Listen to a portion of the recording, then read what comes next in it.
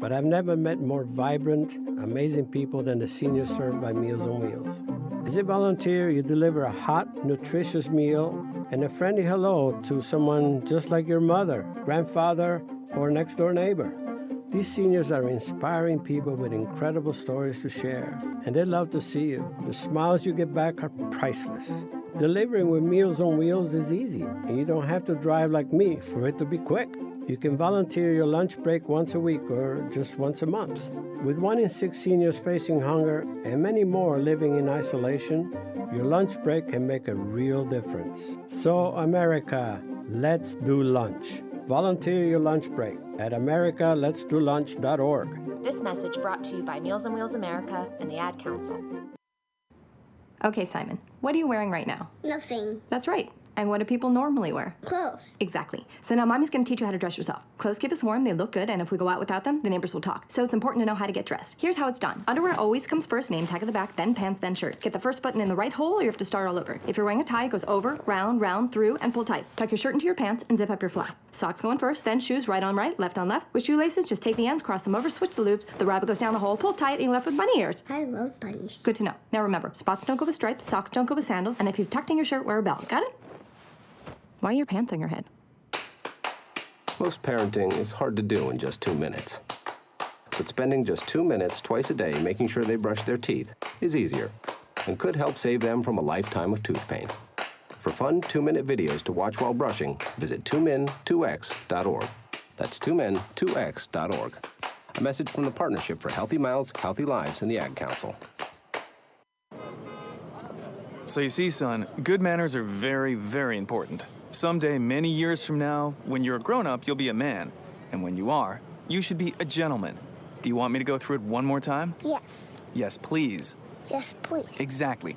Always say please, thank you, you're welcome, and excuse me. Sit up straight, hold doors open for ladies. If a door's shut, then knock first. Don't burp, don't swear, don't speak with your mouth full, don't reach across people's plates, keep your elbows off the table. What table? And don't interrupt. While we're at it, don't stare, don't use foul language, don't call people names, but do remember people's names. Always share your toys, play nice, and cover your mouth when you cough or sneeze. On the bus, give up your seat to anyone who has trouble standing. Bottom line, treat others the way you'd like to be treated. Got it?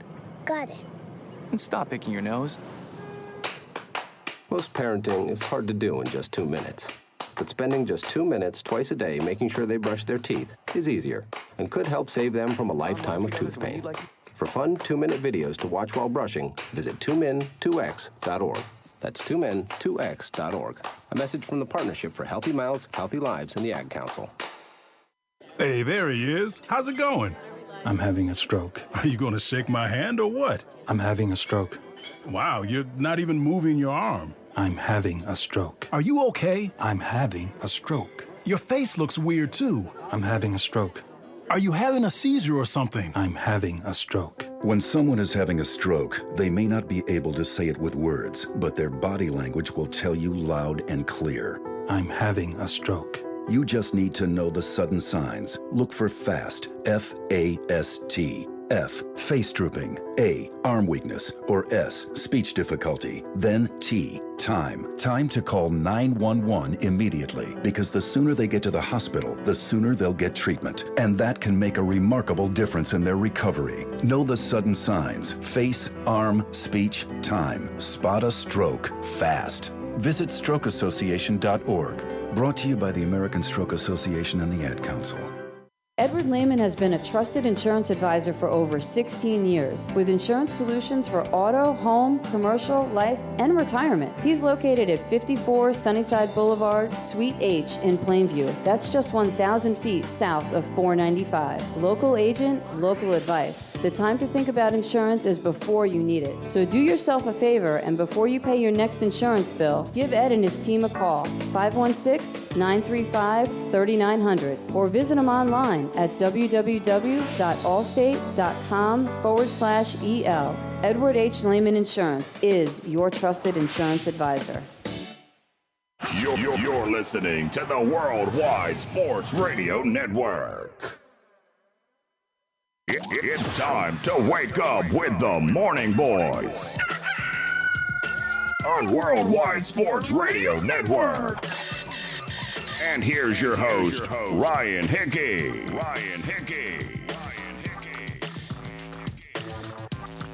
Good Good Thursday morning and welcome in to the Worldwide Sports Radio Network. It is the Morning Boys with Ryan Hickey right here, exclusively on the Worldwide Sports Radio Network. We do appreciate you tuning in and giving us a few minutes on this Thursday morning, the last Thursday and the last day in April as we move forward towards May and hopefully at least get forward here and look forward to a brighter future in May, hopefully, than we had the past really 6 weeks or so.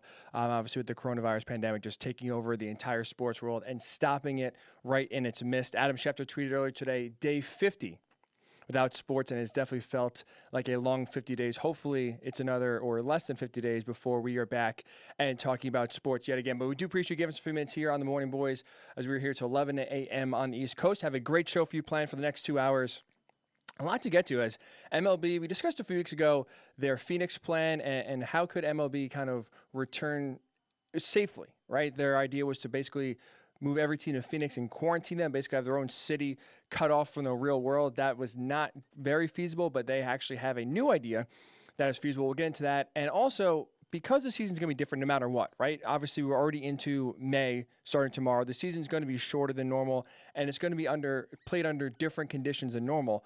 How can we make the game of baseball better? Not crazy different ideas, but what could we do, small things that could improve the game going forward that MLB could use as a testing ground since the season is already different in 2020. You can kind of implement and see, could this work? So we have two ideas that we could implement. I'd love to get your ideas as well as how we can make baseball better, aesthetically pleasing, game-wise, just anything that could help improve the game of baseball going forward. I'd love to hear your ideas, and we'll get into that. The NBA G League has been making a lot of waves and a lot of news these past few weeks that they have gotten a lot of big-time recruits that were supposed to go to college for a year. Now instead are going to the G League for a year to basically develop and learn under NBA coaches, NBA players, and have a different way of developing and getting ready for the draft. We'll discuss why that's a win for both the NBA and college basketball. It seemed like it wouldn't be a win for college basketball, but it is. We'll get into that. Jameis Winston signed with the Saints yesterday. Why Cam Newton now, he's the big quarterback that we don't have a home for yet. We don't know where he's going to go, why he should take a page out of Jameis Winston's book. And which teams are best for Cam, we'll discuss those. We have 4 teams there. And like I said earlier Monday, Eric Edholm of Yahoo Sports NFL Draft reporter, a great NFL Draft reporter, will join us in about an hour and 15 minutes or so, right around 10:20 Eastern, to discuss the winners of the draft, the losers of the draft. And there's a question that I want to ask him about Jalen Hurts and the Eagles, because ever since the Eagles made that head-scratching pick last week, drafting a quarterback in the second round as to be their backup, you hear a lot of rumblings out of Philadelphia and also nationally that, maybe Jalen Hurts, this will be a new wave of how teams are played and how the quarterback position is played. I want to discuss and ask Eric if the way he's scouting and the way he sees a fit with Jalen Hurts, could this be the wave of the future going on in the NFL, what the Eagles are doing? So we'll get into all of that, but I do want to start with a landmark, finally, a long overdue case that involves the NCAA and student athletes. As yesterday, the NCAA had a working group and finally supported and gave the green light to athletes profiting off of their name, image, and likeness. Now, that doesn't mean it's going to be put into effect this year. They still have to go for a vote. It has to still be officially approved when it is on the voting table starting in January. So we're still a long ways away from this actually being implemented and put into service and actually put practically into the real world. But finally, it is long overdue.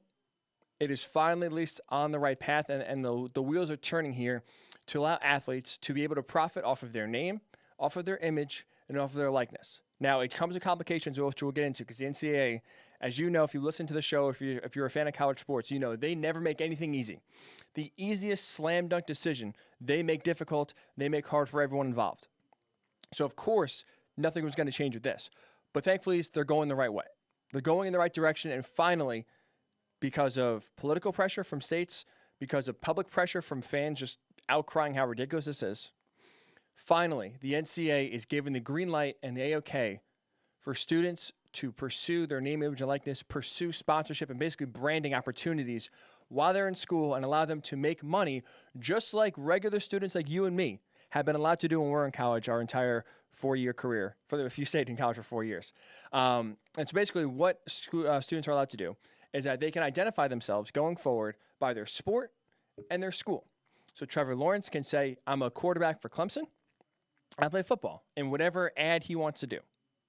And this is the goal, at least. Again, it's not approved yet, but it is in the works. And basically, the NCAA is now looking into and moving forward with this idea that could be put into effect for the 2021-2022 academic calendar. So, basically looking forward, it could start next football season where teams can start recruiting and schools could start recruiting based upon, hey, look at where we are, look at this reach. This is what you can do to market yourself, and this is the opportunity. And this is good on many different levels. First of all, just straight up good for the athletes, right? They finally get their pay. 4 years for a lot of these kids, if you play football, 3 or 4 years if you play football, obviously 1 or 2 basketball, and the other Olympic sports, whether it's wrestling, whether it's baseball, hockey, it all depends on how long you're there and how the draft cycle plays out for yourself. But finally, you are allowed to get the credit and you're allowed to finally profit off of what you are doing on the field, right? Players in college are celebrities, especially now with TV deals the way they are, with the attention we pay to college football playoff, the attention that we pay to March Madness.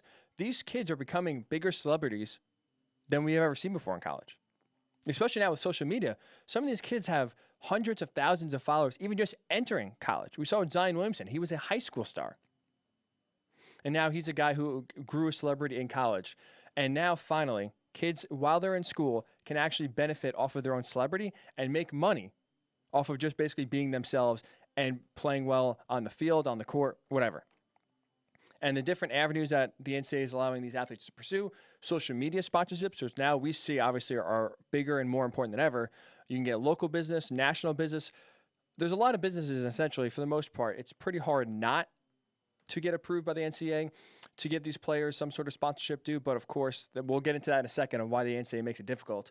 So, finally, obviously, it's good for the athletes, right? They're getting paid. They're getting money that they actually deserve. They don't have to wait till they become a professional for these Fugazi rules so the NCAA can claim to be a nonprofit and basically don't have to pay taxes on all the money they make. So now the ones actually on the field, the ones bringing in all the money, are finally the ones actually going to get paid and see the benefit of it for sure. And not just having the kids benefit, which obviously is the first and foremost, most important thing. I think this will bring more parity to college sports, especially like what we've seen in college football of late. Especially if you're a college football fan, obviously the college football playoff is dominated by a few teams. Clemson, Alabama, Ohio State, and the SEC in general has always sent teams in and has had a huge impact on the playoff year in and year out. So you look at the landscape of college football the last 5-10 years or so, really since the playoff's been implemented, there's not a lot of teams that legitimately have a shot year in and year out to win a title, right? There's only, let's say, Ohio State, Alabama, Clemson. You could put Georgia in there. Oklahoma you could put in there. There's basically 5 or 6 teams, LSU for most years, you could throw in there, and they have a legitimate shot every year to win a national title. Some teams have to line it up right where, you have a Michigan, where if things line up correctly. You have Oregon if things line up correctly to where, sure, they have a chance 1 or 2 years, but year in and year out, a lot of teams aren't competing to win a college football title.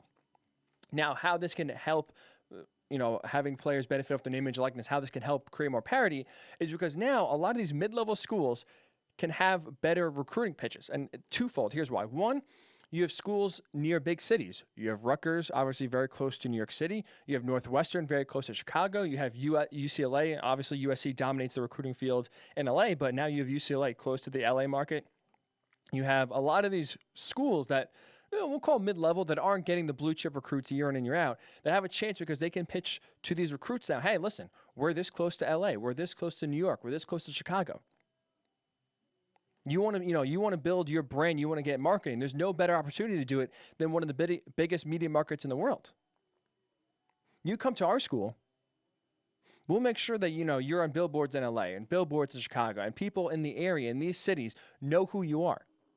If you all of a sudden now are the star of Northwestern, the star of UCLA, I'm not saying obviously these schools are going to be Chicago's all of a sudden going to bow down to Clayton Thorson when he was there, let's say, for example.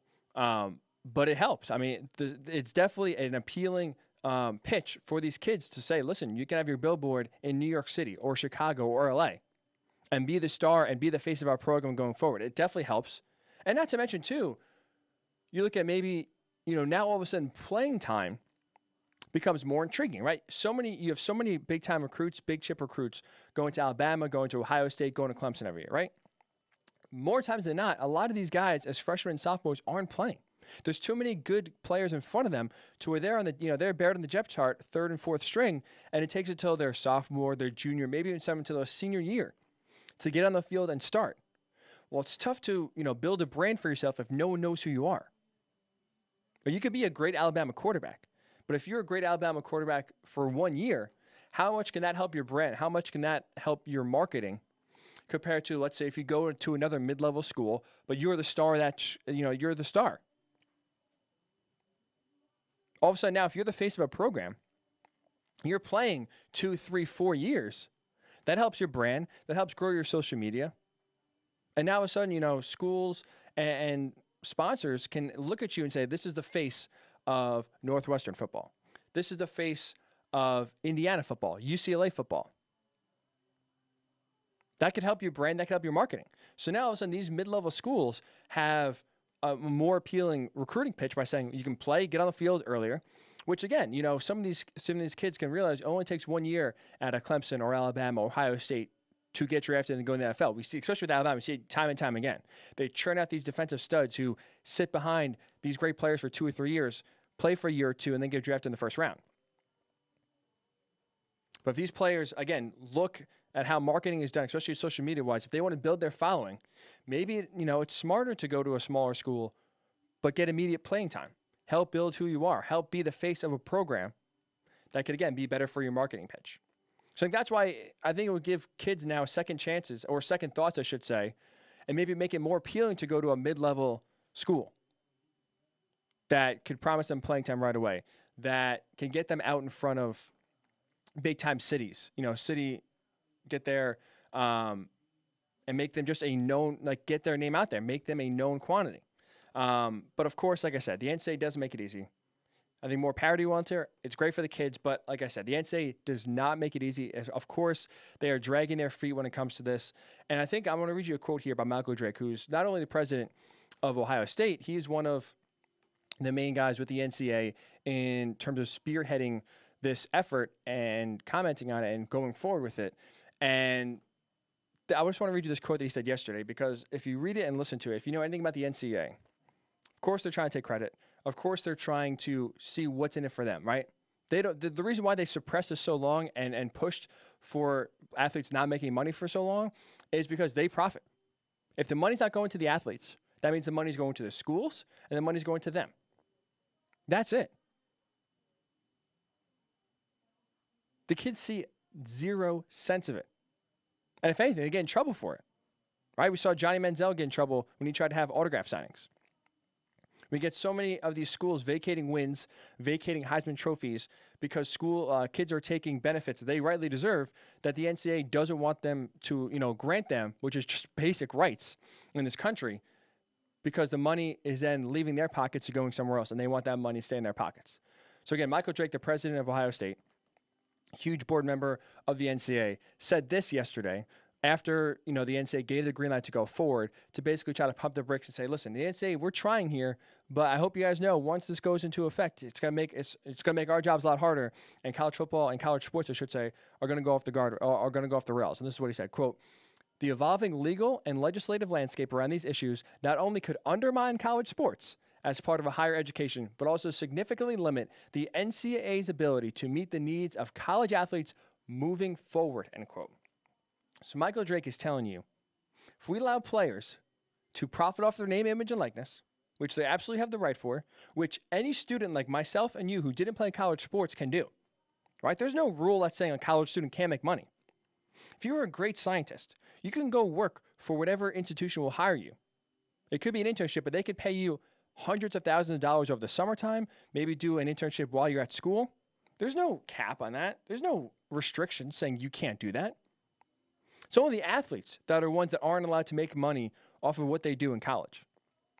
And now you have the president of Ohio State basically saying, if we allow this to happen, if we allow players to get the money that they justly deserve, not only college sports could be undermined, it will significantly limit the NCAA's ability to meet the needs of college athletes going forward.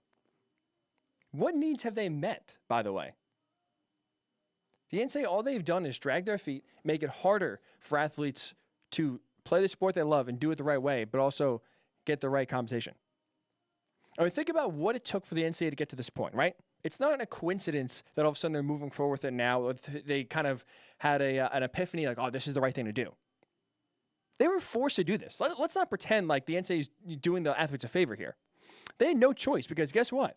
All of these states are either in the process of or already have approved laws going forward that make it illegal for schools in the NCAA to punish athletes for taking money based on their name, image, and likeness. And what the NCAA is doing is they don't want it to be a state-by-state jurisdiction. They want it to have one kind of blanket rule. But trust me, they don't want this to happen at all. It took state governments to go forward, starting with California, to put laws into effect saying, if kids take money, they're fine. You can't punish them, NCAA. You can't make them ineligible. You can't take away their right to play the game because that money belongs to them. And of course, the NCAA has to make it about themselves, has to make it difficult. All right, we'll do it, but just know that it's going to be a lot harder to meet the college athletes' needs. It's undermining college sports as we know it. So it's just, again, it's ridiculous, and the NCAA now is also begging for antitrust protection, which, if they get it, would be very, very disappointing from the federal government, which basically, this is important because now, all of a sudden, like I said, the NCAA not making it easy, they are going to try to make a cap of some sort. Now, they come out and say there's no cap. So right now, athletes can make as much money theoretically as they want. If this is passed tomorrow or passed in January of 2021 and put into effect for the 2021-2022 academic calendar, theoretically, athletes can make as much money as they want, right? So if Chick-fil-A wants to go to Trevor Lawrence and say, hey, Trevor, we will give you $1 million. You do this 30-second Chick-fil-A ad, say it's your, you eat it after every game. It's your favorite meal. The NCAA will look into that. Has to, Trevor Lawrence has to get approval that not only of the sponsor, because I could understand that for, you don't want an athlete sponsoring maybe a shady business or a business that doesn't align with the school's ethics and stuff like that. I understand, I could get behind the NCAA and the schools thinking you don't want your athletes sponsoring businesses and people that maybe aren't the best, right? But at the same time, the NCAA wants every transaction sent to them, and they are also bringing in, whether it's social media, businesses, I guess, or sponsors that are the ones that are doling out these social media sponsorships to basically say, what is market value for these sort of ads? So they're controlling the market per se and making sure that these sponsorships the athletes are going to get are on par with what the market says, which is, again, beyond backwards of what this country is about. If Chick-fil-A wants to give Trevor Lawrence $1 billion to be the sponsor and be the face of Chick-fil-A, why should Trevor Lawrence be punished for that if Chick-fil-A wants to do it, if they're willingly giving him $1 billion? Sure, it's above market value. Sure, it's probably ridiculous to pay one person that much money to be the face of your company. But guess what? It's Chick-fil-A's right to do it, or any company's right to do it. The NCAA, again, is trying to hold the athlete's hand and look out for themselves, but more importantly, they're just trying to keep as much money in their own pockets as possible. So don't be fooled. This is not a time to pat the NCAA on the back. It's not a time to praise them for saying they're finally doing the right thing for these athletes. They were forced to do it. And now they're trying to implement guardrails, which is a hot key phrase that they've been saying now a lot recently, to make sure these athletes are getting market deals and nothing more. So it is a great day for college sports for sure yesterday. It's finally going forward and finally going, in the future, these athletes will be paid the money they are going to get, which I think will only help college sports. Right? You see now, a lot of these players we'll get into a little bit. A lot of these big-time recruits for basketball are going to the G League and getting paid money and bypassing college sports. They're bypassing playing a year or two in college, and the college basketball is losing that talent because you can get paid to do what you do. You can get paid to play basketball. Now I'm saying this, this name, image, and likeness is going to be the reason it kind of kill what the G League is trying to do, because they could still pay a lot more than what these players could get. But it's finally at least a step in the right direction, and finally good for these athletes that they are getting their just due and just pay going forward. So let's get your thoughts. This is obviously, it's a first right step for athletes. And these are their just rights. They absolutely deserve to get the money that they are bringing in. But I'm curious to get your thoughts. Like, should there be a cap? Do you agree with the NCAA and that maybe, we shouldn't, some of these athletes shouldn't be getting the money or as much money as possible, right? I mean, there are theoretically recruiting concerns now from the NCAA that, all of a sudden these boosters are going to just hide behind some business and say, oh, yeah, Trevor, we'll give you $1 billion. Come sponsor this local restaurant. Obviously, that's a little sketchy. But again, it's also their right for if they want, if these restaurants, these local businesses want to pay all this money to the star football player, the star wrestler, the star baseball player, they have the right to. It's their money. They can spend it how they want. So let's get your thoughts. Should there be a cap for the name, image, and likeness of college sports going forward? Or, again, should there be the right to get as much money as possible? It's a free country. It's a capitalist country, more importantly. How can we make sure that the players are getting as much money as possible? So get your thoughts on the NCAA and their decision, again, the right decision going forward to allow players to profit off their name, image, and likeness. And when we come back, so, again, Bob Nightingale of USA Today put out a report, a new plan of MLB and how they could resume the season. It's very feasible. It's very logical. So give you that plan. And also, like I said, how can we change baseball for the better? Small, subtle changes. I have two that I think could be implemented in a test year, which really 2020 is, to make the game better going forward. So I'd love to hear your thoughts either on Facebook, Worldwide Sports Radio Network, on Twitter, WWSRN_radio. We'll get your thoughts, and we'll discuss how baseball can be improved during the Morning Boys Ryan Hickey return right here on the Worldwide Sports Radio Network. It's the Worldwide Sports Radio Network. Edward Lehman has been a trusted insurance advisor for over 16 years with insurance solutions for auto, home, commercial, life, and retirement. He's located at 54 Sunnyside Boulevard, Suite H in Plainview. That's just 1,000 feet south of 495. Local agent, local advice. The time to think about insurance is before you need it. So do yourself a favor, and before you pay your next insurance bill, give Ed and his team a call, 516-935-3900, or visit him online at www.allstate.com/EL. Edward H. Lehman Insurance is your trusted insurance advisor. Be fearless at MMA Long Island and Seituha Karate. Located at 28 Cold Court in Ronkonkoma, MMA Long Island is the martial arts school for you if you want to learn combat-proven techniques, build confidence, discipline, and self-esteem while learning real martial arts to fight back against bullies, predators, and peer pressure. MMA Long Island offers group and private lessons for all ages and levels in traditional Goju-Ryu Karate, MMA, and self-defense. MMA Long Island is one of Long Island's most affordable martial arts schools. There are no promotion, belt, or membership fees, and family discounts are available. All classes are taught by 7th degree black belt Sensei John Benedict with over 30 years teaching experience. So whether you want to get in the ring or protect yourself and your family, MMA Long Island can help you reach your goals. Visit MMALongIsland.com. That's MMALongIsland.com, or call or text 516-381-9660. That's 516-381-9660. Take a look under your bed. Find stuff under there? What about jobs? No? Now try your basement. There's a pair of overalls that overall you're not so into anymore. A perfectly good laptop that hasn't sat in your lap in months. And even more stuff, but still no jobs? Well, you really have both. See, stuff is defined as household articles considered as a group. Sometimes this stuff is no longer needed. Wait, no longer needed? That can't be right. Because remember those jobs you were looking for? Those are really needed, and they're the stuff inside your stuff. Even inside that winter coat that moved with you to Phoenix. Our job is to unlock those jobs, and it starts when you donate your stuff to your local Goodwill. Here's how we do it. When you donate to Goodwill, we sell your stuff to provide job training for people right here in your community. So just by teaming up with Goodwill, you help create jobs. And isn't that worth parting with the leftover guitar from your 80s cover band? Goodwill. Donate stuff, create jobs. Find your nearest donation center at goodwill.org. A message from Goodwill and the Ad Council. It's the Worldwide Sports Radio Network.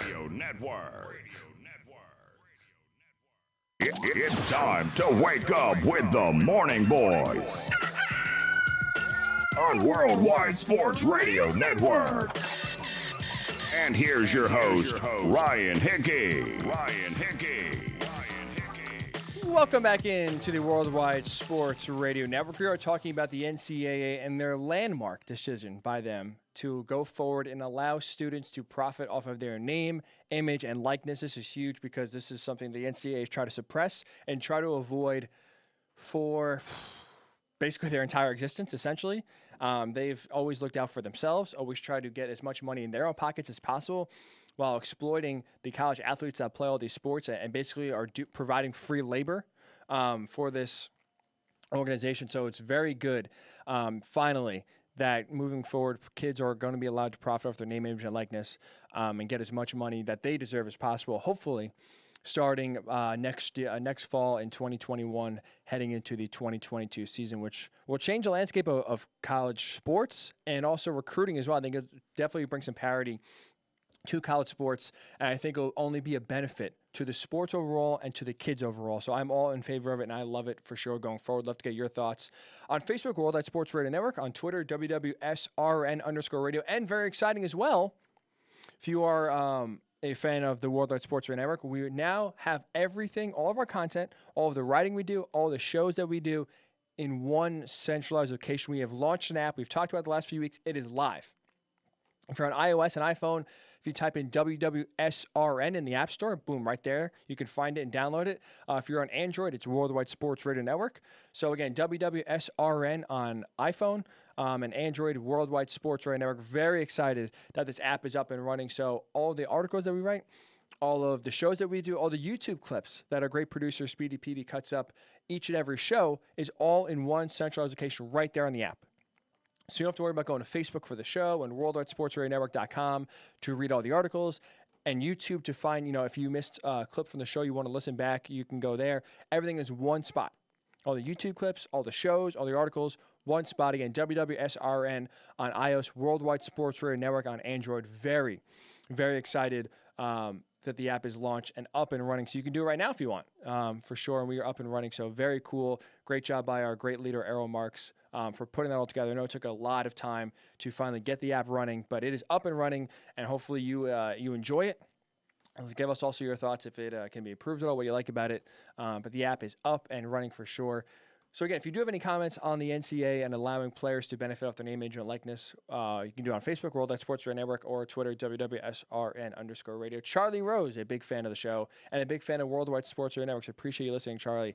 He asks the most important question I did not get to about the NCAA football game. EA Sports, obviously, that's a great game. The last game was produced back in 2014. And the reason why it was stopped is because essentially the NCAA and O'Bannon took the NCAA to court saying you can't use these players' names if they aren't getting paid for it, right? I mean, they didn't have the names on the back of their jerseys, but we knew number 3 at Florida State back in 2014 was Jameis Winston. So they got it kind of a way around it by saying QB number 3 without putting their names. And that's how they got away with it for so long, for not paying these athletes to be in the game. And once that lawsuit went to court, boom, the NCAA dropped and stopped making the game. So he asks, going forward, does this mean that the game can come back? Right now that players are getting paid for their name, image, and likeness, does this mean EA Sports college football will be back and we can play it next year or 2 years from now? Right now, Charlie, I hate to tell you, unfortunately, that's not going to happen. And here's why. The NCAA, and I talked about it yesterday as well. In order to have the video games produced, whether it's NCAA March Madness or, again, NCAA football, you need a group licensing agreement. That's how Madden does it. That's how MLB The Show does it, NBA 2K. It's a group licensing venture. So basically saying, all right, if we can use your name, use your team, we're going to put basically a joint, everyone's going to get this X amount of dollars. And they basically negotiate over the group. We'll give, EA Sports will give the group, let's say, $1 million, split it up between every player, something like that. Now, because there's no players association in college sports, they can't make that the negotiation. I guess theoretically they could discuss and make a deal with each individual player, which is a possibility for sure going forward. But at least at the moment, the NCAA shot down any hope of a video game coming back because there is no group licensing. They won't even consider a group licensing agreement. So if that doesn't happen, unfortunately, we will not get college football or college basketball video games back anytime soon. That doesn't mean it can't happen. And again, yesterday was the NCAA finally recognizing that this is an issue. And yes, we will agree to move forward with it and put it to a vote in January. There still has to be basically, for their word, not mine, guardrails put in. There still has to be some sort of write-up that basically say this is outline of this is how it's going to work, which has yet to happen. It was just basically suggestions that they took into consideration and now are going to consider going forward. So they have now April 30th until sometime in January of 2021 to actually draft a bill, draft these rules and regulations, and then put them to a vote, which should definitely be approved and go forward. But from this time until then, it's going to be a lot of collaborating, a lot of discussions about how can we make this, obviously profitable for both the athletes, but also profitable for the NCAA as well, which is what they do best. We do have some breaking news here. We'll get to MLB in just a second here, but we do have some breaking news from Adam Schefter that Bengals quarterback Andy Dalton was cut just this morning, which is actually pretty surprising. Obviously, the Bengals drafted Joe Burrow #1 overall in this recent draft, so he's going to be the guy going forward. He is the future in Cincinnati. So Andy Dalton's days were already numbered. He was benched last year for Ryan Finley. So, again, Andy Dalton was one of those hot names on the trading block this offseason because it was known the Bengals were drafting Joe Burrow, and that means Andy Dalton is kind of out of luck there, out of a job. I'm surprised they cut him because I figured some team would give up some sort of draft capital or player to have him on their team. But as we could see, this has been a really opposite year for the most part when it comes to the quarterback position. So many times in the NFL, we've seen teams desperate for quarterback play, need someone, and they end up overpaying an average or even below average player that shows the promise to be their guy going forward, and most of the time they don't deliver. That's what we've seen year in and year out for the most part. Desperate teams, overdrafting quarterbacks, paying quarterbacks too much money, and reaching on guys, hoping they can be the guy that most likely they end up turning out to be the guy. And it's interesting because now, and we'll get to Cam Newton in a little bit here, but now there's not enough room. For the most part, there used to be too many chairs, or I should say, too many chairs and not enough quarterbacks to fit in those chairs in a game of musical chairs. Now there's too many players. There's too many quarterbacks, not enough chairs.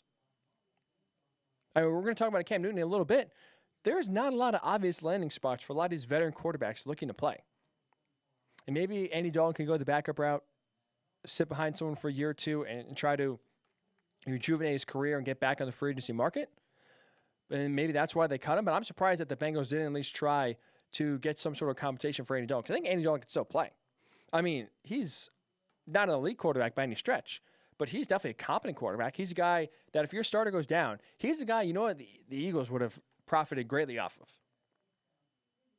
If you have an injury-riddled quarterback or questions about your quarterback's durability, and you're a team like the Eagles who are in a position to win and are in a position to try to win a Super Bowl, you saw it already with what a backup quarterback can do and come in and play well. That would have been a great guy if you bring in Andy Dalton and Carson Wentz goes down for 2 or 3 games and you need him in a playoff game again. He could be your guy. And Sal Paontoni via ESPN yesterday had just a mind-blowing stat that I didn't even honestly consider, but it makes sense. Carson Wentz, under Doug Peterson in that era, the Eagles have played in 6 playoff games. You know how many snaps Carson Wentz has played in those 6 playoff games? 6. 6. Couldn't believe that. It makes sense. They play 3 games in the Super Bowl run, all-star by Nick Foles. The next year they go back to the playoffs, they go to the divisional round, lose to the Saints. Nick Foles started both of those playoff games. And this past playoff game, past year in the wild card against the Seahawks, Carson Wentz goes out in the first quarter with a concussion. 6 snaps out of 6 playoff games for Carson Wentz in the Doug Peterson era. So, they could benefit from a competent backup quarterback that could come in and make plays winning games. Andy Dalton would be perfect in Philadelphia. I'm not sure if that's going to, I guess now it could happen money-wise because he's a free agent, but I'm surprised that at least the Bengals didn't get something and didn't trade him. But that's a great quarterback out there. And that gets now even harder for Cam Newton to find a job, which we'll get into him in just a little bit. But I do want to get to MLB, so we'll circle back to Andy Dalton in a little bit when we discuss Cam Newton and where his landing spot should be. Major League Baseball, if you missed it yesterday, or 2 days ago now at this point, Bob Nightingale put a story out with USA Today releasing the latest idea and latest plan for MLB for when they could resume games and how it could resume. So the plan right now for MLB, they could resume, and they're thinking, and you read, MLB is very positive and really starting to get optimistic that a season is going to be played and a legitimate season is going to be played. The hope is that baseball could return sometime between late June and at latest July 2nd. So somewhere in that week or 10-day gap, baseball will return. So let's just say 2 months from now, right? It's April 30th. Let's say baseball could resume in about 2 months. With that, if that's the case, MLB believes they could fit in 100 games.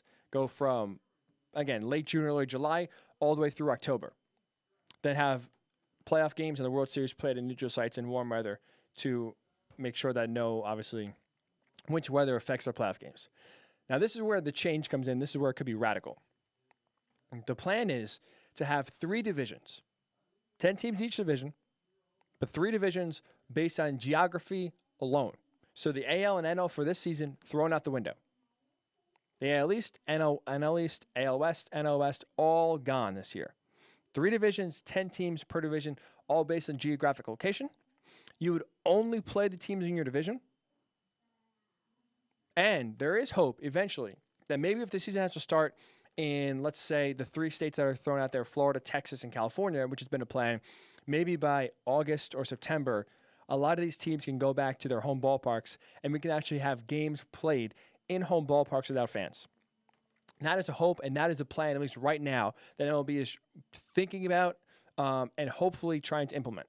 So again, 100 games, 3 divisions, 10 teams per division based on geographic location alone.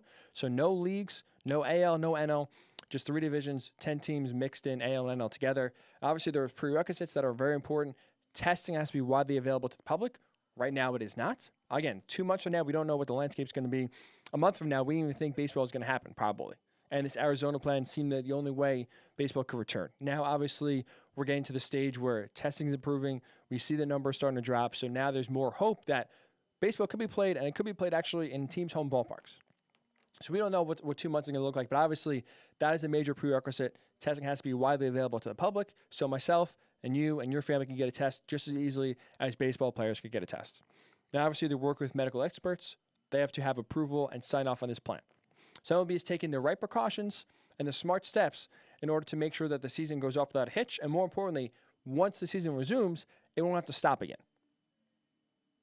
Right? We already saw that in Japan. They tried to resume their season, had to stop because players came down with the coronavirus, and now MLB does not want that, which I think is very smart. So again, those are really 2 prerequisites.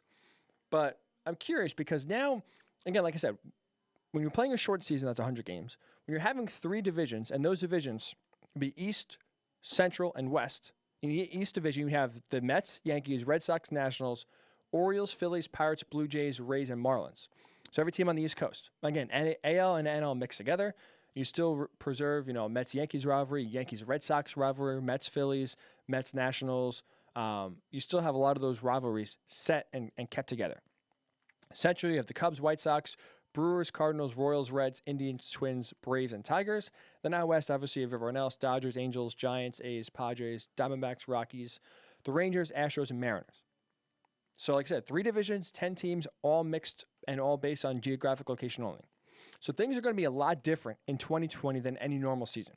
This is essentially a testing ground and a free trial run for MLB this season with all the changes that are already going to happen just to play baseball. So this got me thinking. What changes could we make the MLB could implement this year that would make the game better? And in Bob Nightingale's story, he quoted one MLB executive who said this, quote, "This is going to be a season like we've never seen," end quote. So everyone is aware this is going to be very different. So why not take this opportunity to implement maybe a change or 2 or 3 that you were toiling with, thinking about, but now you can implement in 2020 since it's already a test year, since it's already different, and see if it actually works in the real life without maybe getting the scrutiny or getting players and fans upset as you would normally if a year was business as usual, right?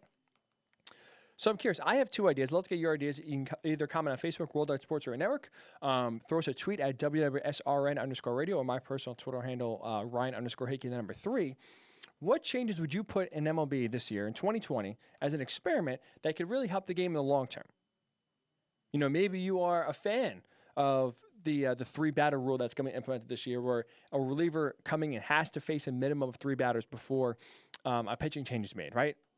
Maybe you like that rule. You want to see it expanded to a full inning. Whatever reliever comes in, you have to stay in that inning. You have to keep that reliever in the full inning.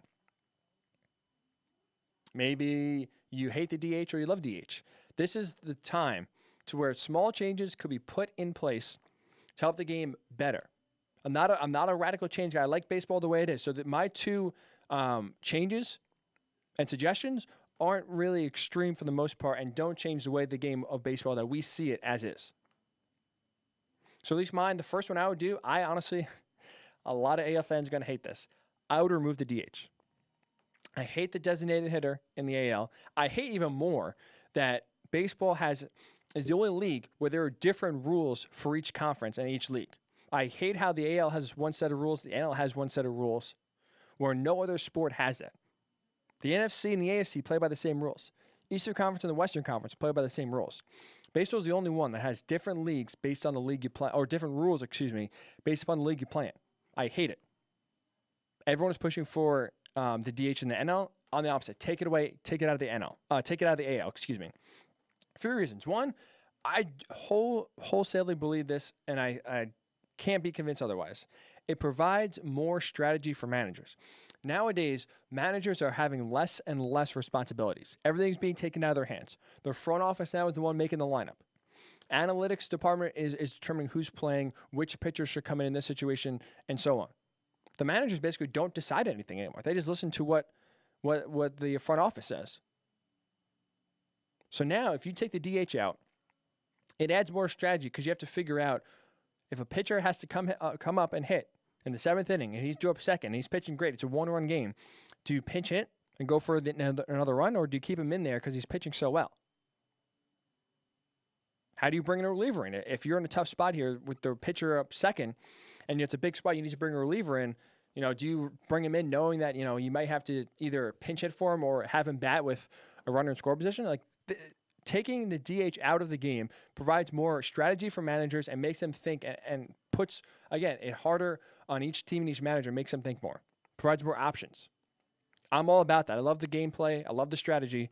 It involves more for the managers. I'm all for removing the DH. And not to mention, too, pitchers are athletes. Let's not pretend like, they are these machines that only know how to throw and can't do anything else.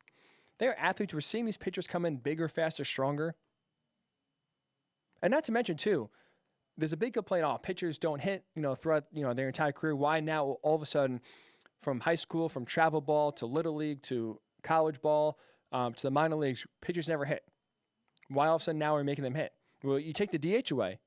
There's no reason for the minor leagues, for high school, for college, for travel baseball, for these teams to have DHs. There's no reason. The reason why they have it is because it's in the major leagues now. If pitchers are going to be brought up hitting anyway, right? If that's just part of their game, guess what? They're going to learn how to hit. They're going to be good at it, and they're going to not be fazed by it by the time they get up to the plate in the majors. You take the DH away, it takes the DH away at every baseball level going forward. Now pitchers will be hitting in high school and college, used to it, which will improve the game. And I wonder, this is just a complete speculation and complete guess, but I wonder, because we're seeing so many pitchers have arm injuries, and especially getting Tommy John at a rate more than we've ever seen before. I understand pitchers are throwing harder, which is putting more stress on the elbow and the pitching arm, which is causing more injuries. I wonder if you are causing pitchers to focus on something else other than pitching, because now, especially with specialization, these kids are pitching in high school and not doing anything else. If you force them to hit, if you force them, maybe, that'll even allow them to play other positions outside of pitching. I wonder if that could help save arm injuries, because now all of a sudden, if you're a pitcher that's the hit, you're still focusing on hitting. Obviously, you're still focusing on pitching. That's the main priority. But you're still hitting. You're still in the cage taking cuts. You're still working on your swing. I wonder if that will help reduce arm injuries going forward. It's a complete guess by me. But I wonder if now that if you force pitchers to kind of work on something else, focus on something else outside of just pitching, if that maybe that will save their arm going forward, and we'll see less arm injuries once these players get to the minors and the major leagues. So I've removed the DH. I think it improves strategy. These pitchers are athletes. It'll take away the DH going forward as these players come up, and I think it'll only be better for the game and maybe prevent future arm injuries from happening. And the other thing I would do, I would eliminate coaches' challenges. Nothing drives me more crazy as a fan now than waiting around 30 seconds or a minute or 2 minutes as the manager is sitting on top of the dugout with his hand up to the umpire, holding up play to see if he should challenge a play or not. Drives me insane. Now we're just waiting around. Is the guy safe on first base? Is he out? Should we change it? No other sport allows coaches to basically take their time in making a decision to challenge or not, right? Football, you have until the next play is snapped. Obviously, if you're an offense and you want to review, you can take your time a little bit. But if the other team makes a judgment or a quick, a questionable call, let's say, Well, the other team's hurrying up. You don't have that much time to decide whether you want to challenge or not. It's a bang-bang decision. Baseball should be the same, and how you do that, eliminate coaches' challenges. Have a sky judge review everything. Fair, foul, out, safe, and have him buzz down to the umpires if they want to take a second look. Sort of what college football does. Right? There's no challenges in college football. Everything's reviewed by a sky judge, and if they want a second look, they buzz down. So this would eliminate coaches waiting around, calling, someone in the video room to say, should we challenge it? Was it fair? Is it a home run? Was he out? Was he safe? It eliminates that waiting around. And not to mention, too, we talked about this when we talked about the Red Sox punishment. Eliminating coaches' challenges also eliminates the need of a video replay room. Right? These replay rooms were built and put in right next to the dugout so coaches and managers can discuss with whoever their video coordinator is to see what's going, should they challenge or not. That's mostly the main reason for it. A quick form of communication to say, should we replay it? Yes or no? Are we in or are we out? Let's do it. Now, if you take away that reason to have a video replay room coordinator, you basically eliminate the need of a replay room, which means less cameras, less avenues for players to cheat. Coming off of the Astros scandal, coming off of the Red Sox scandal, MLB has to get this right. Rob Manfred didn't punish players, which I thought was the right thing, but going forward, you have to make sure this does not happen again. Part of that, doing that, is just taking the temptation away. Take away one avenue of cheating.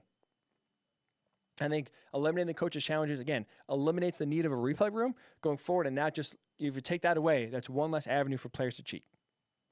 So that's what I would do. Take away the DH, and I would eliminate coaches' challenges, are my two things that I think MLB should put into the 2020 season to make the game better, make the game more exciting, make the game move quicker, and be a good testing ground to see if it works or not. Maybe it doesn't work. Maybe the DH is a colossal disaster. Maybe both teams need it. I disagree wholeheartedly. But maybe, once we see it in action, that will prove me wrong. Maybe it'll prove me right. Maybe this is, AL fans will get used to seeing pitchers hit and be more exciting. And I think just the coach challenge is just so frustrating, such a waste of time, especially now with MLB so dead set on trying to make the game as quick as possible. Take away the coach's challenges. They're just waste of time. No one enjoys sitting around wasting a minute or so. I think that'll be a benefit for the game. So if you have any thoughts, what would you do to change the game of baseball? This is a testing ground.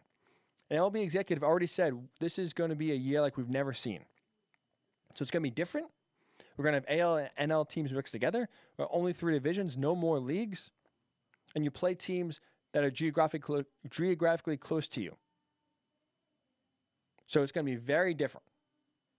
What ideas would you suggest to MLB to change the game for the better and make it more enjoyable in the long run that we can use this year as a testing ground for to see if it works or not? We'd love to get your thoughts either on Facebook, Worldwide Sports Radio Network. You can type below where the show is. If you're on Twitter and watching on Periscope, you want to tweet in a suggestion at WWSRN_radio. Or if you want to tweet myself, Ryan_Hickey and the number 3. We'll read all those comments when we come back to the show. And also when we come back, the G League has been recruiting a lot of big-time talent now to come and train with them instead of going to the college route. We'll discuss why it's good for the NBA. It's also good for college basketball. We'll discuss that when we come back on the Morning Boys, Ryan Hickey, right here on the Worldwide Sports Radio Network. You're listening to the Worldwide Sports Radio Network. Edward Lehman has been a trusted insurance advisor for over 16 years with insurance solutions for auto, home, commercial, life, and retirement. He's located at 54 Sunnyside Boulevard, Suite H in Plainview. That's just 1,000 feet south of 495. Local agent, local advice. The time to think about insurance is before you need it. So do yourself a favor, and before you pay your next insurance bill, give Ed and his team a call, 516-935-3900, or visit him online at www.allstate.com/EL. Edward H. Lehman Insurance is your trusted insurance advisor. Hi, this is Terry Crews, actor, former football player, game show host, father of 5, and all-around big dude. I'm also an expert on drama. I know all kinds of drama. There's the good kind that comes with having a house full of kids. There's the bad kind, like season-ending injuries. There's the necessary kind, like having an agent in Hollywood. And there's silly drama, like the drama around my percolating pectorals. And then there's the drama you can skip. Skip the drama that comes with not having your high school diploma or equivalency. Find free adult education classes near you and finish your high school diploma. Visit finishyourdiploma.org. Or text diploma to 97779. Message and data rates may apply. Reply STOP to opt out. That's diploma to 97779. And leave the drama to actors like me. Brought to you by the Dollar General Literacy Foundation and the Ad Council. Adopt US Kids presents Multiple Choice Parenting. Your daughter just had her first breakup. Do you A, put yourself in her shoes? How could he do this to you? And for Sheila, she has split ends. B, console her. Oh, sweetie, this is going to happen a lot. 4, maybe 5 more times before you get married. C, take charge. Got to get this all straightened out. Give a little talking to, man to man, mano a mano. Hey, Steve. It's now a good time? No? Okay, no problem. Bye. Or D, help her find a new boyfriend. I know a great place to meet boys. The internet. Nice, single boys. Never mind. How about some ice cream? As a parent, there are no perfect answers. But you don't have to be perfect to be a perfect parent. Thousands of teens in foster care will love you just the same. For more information on how you can adopt, visit adoptuskids.org. A public service announcement from the U.S. Department of Health and Human Services, Adopt U.S. Kids, and the Ad Council. This is you over 30 years ago. Are we there yet? Are we there yet? And this is your mom when you drive her back from therapy. Are we there yet? Are we there yet? Are we there yet? Roles change without us noticing, and in your new role, we help you help. AARP gives you the information to help care for your mom so that you can have patience with her, just like she did with you. Visit aarp.org/caregiving or call 1-877-333-5885 to get practical health and wellness tips to provide even better care for your loved one. Are we there yet? Remember, visit aarp.org/caregiving. AARP, we help you help. A public service announcement brought to you by AARP and the Ad Council. When I was little, I didn't talk for a long time. I liked things to always be the same. Anything new or different would scare and upset me. I was very sensitive to lights and sounds. It was almost like I had bigger eyes and ears than everyone else. So I built secret hiding places where nothing could get in. I didn't like looking people in the eye. It made me feel uncomfortable. I'd throw big tantrums over little things like when my socks didn't match. Sometimes I'd do the same things over and over. Until one day, I found out I had autism. My family got me help. Slowly, I learned how to live with it better. You can see signs of autism in children as young as 18 months. Early intervention can make a lifetime of difference. Learn the signs at autismspeaks.org/signs. Brought to you by Autism Speaks and the Ad Council. It's the Worldwide Sports Radio Network. It's time to wake up with the Morning Boys on Worldwide Sports Radio Network. And here's your host, Ryan Hickey. And welcome back into the Worldwide Sports Radio Network. If you're just tuning in, we appreciate you listening. Hopefully, you are staying safe, staying sane out there for sure, and we are providing some sort of entertainment at least for the next hour or so as we go to the top of the hour, 11 o'clock on the East Coast. We have Eric Edholm from Yahoo Sports, a great NFL draft reporter, coming on in just about 20 minutes to discuss some winners and losers. And I really want to discuss with Eric as well the future of the NFL. I think maybe the Jalen Hurts pick hinted at that. We'll get Eric's thoughts as well. But if you're just tuning in, first of all, welcome. Thanks for tuning in. It is the Morning Boys, Ryan Hickey here. But also, that means you missed out on our great news we discussed earlier in the hour, which is that our app is finally here. So if you're a fan of the Worldwide Sports Radio Network and you want everything in one centralized location, that is finally here for you. If you type in WWSRN on iOS or Worldwide Sports Radio Network on Android, it's WWSRN if you have an iPhone, or if you're on Android Worldwide Sports Radio Network, we are on, or we have an app. So every show we do, every article we write, all the YouTube clips that our great producer Speedy Petey cuts up, Everything is in one centralized location. So all you gotta do is open the app. You can watch the show. You can listen to the show. You can read all the articles we write. Watch clips on YouTube that you missed and you want to circle back upon.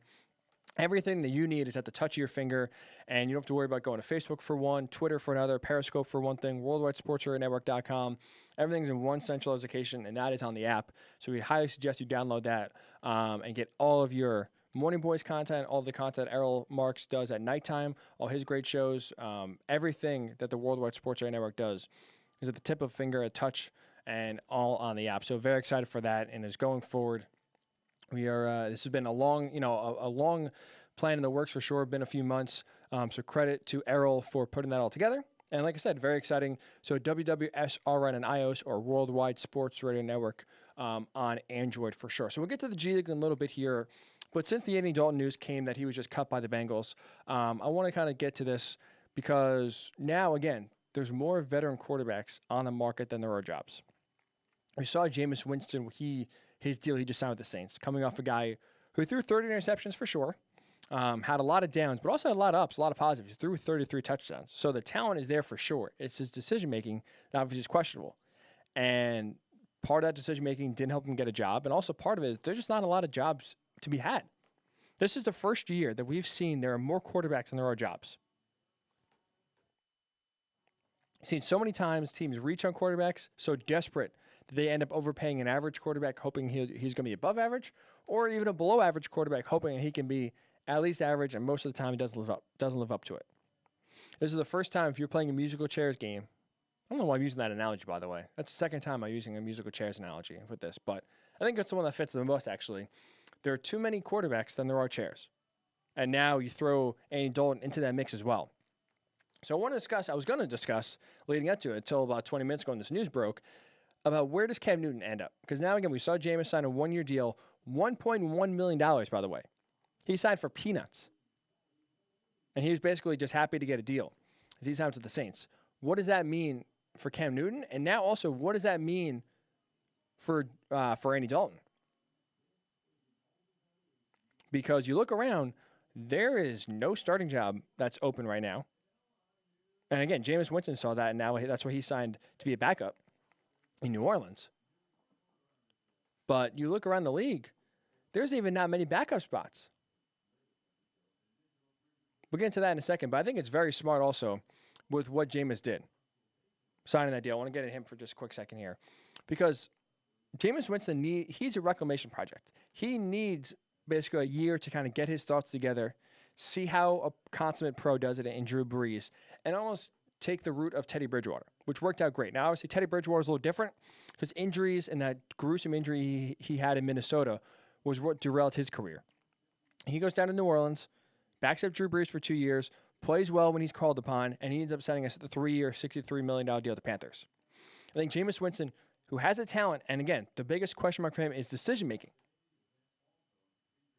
I think he can, kind of go the same way as Teddy Bridgewater and reassess the QB market next year when teams like the Bears, who already said they're not going to give Mitchell Trubisky a fifth-year option, I think could be looking for a new guy or could be looking for a guy. They have already, I know they traded for Nick Foles. I don't trust Nick Foles. I really don't. And Jameis Winston has 10 times the talent that Nick Foles does. So this could be a year where where Jameis gets things right, learns from a pro, gets in that offense with Sean Payton, which you see a lot of quarterbacks have success in, and then resurface next year either maybe to have that Saints job. Who knows? I don't think Drew Brees is going to come back after this year. I think this is the final hurrah. So that'll be a job that's open. But smart for Jameis, and now it's going to be, Cam Newton and Andy Dalton have to follow the same suit that Jameis Winston did. Put your pride aside. I'm sure they both believe that they could be starting quarterbacks. It's time to follow the same path because right now, going the backup route in 2020 is the best way they could become a starter again in 2021. So I had, and we'll discuss this with Andy Dalton too, but I had 4 teams lined up for Cam Newton I think he would fit perfectly in. We can go for a year, sit behind the starter, get healthy, first of all. That's his biggest question mark. Get healthy again. And maybe, if called upon, play well and garner up some interest because right now he's getting 0 interest. And so I had 4 teams. One of them is the Steelers. You look at the Steelers, their backup quarterbacks stink. Duck Hodges, Mason Rudolph, they played the entire year last year, essentially. Ben played, I think a game and a half. Didn't last too long. And the reason why this would be smart for, I think this would be a good fit for Andy Dalton too, but also Cam Newton.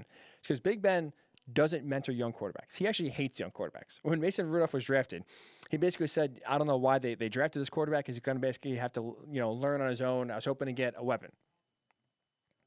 He's not going to be all of a sudden happy-go-lucky and teach this young quarterback who's trying to take his job how to succeed in the NFL.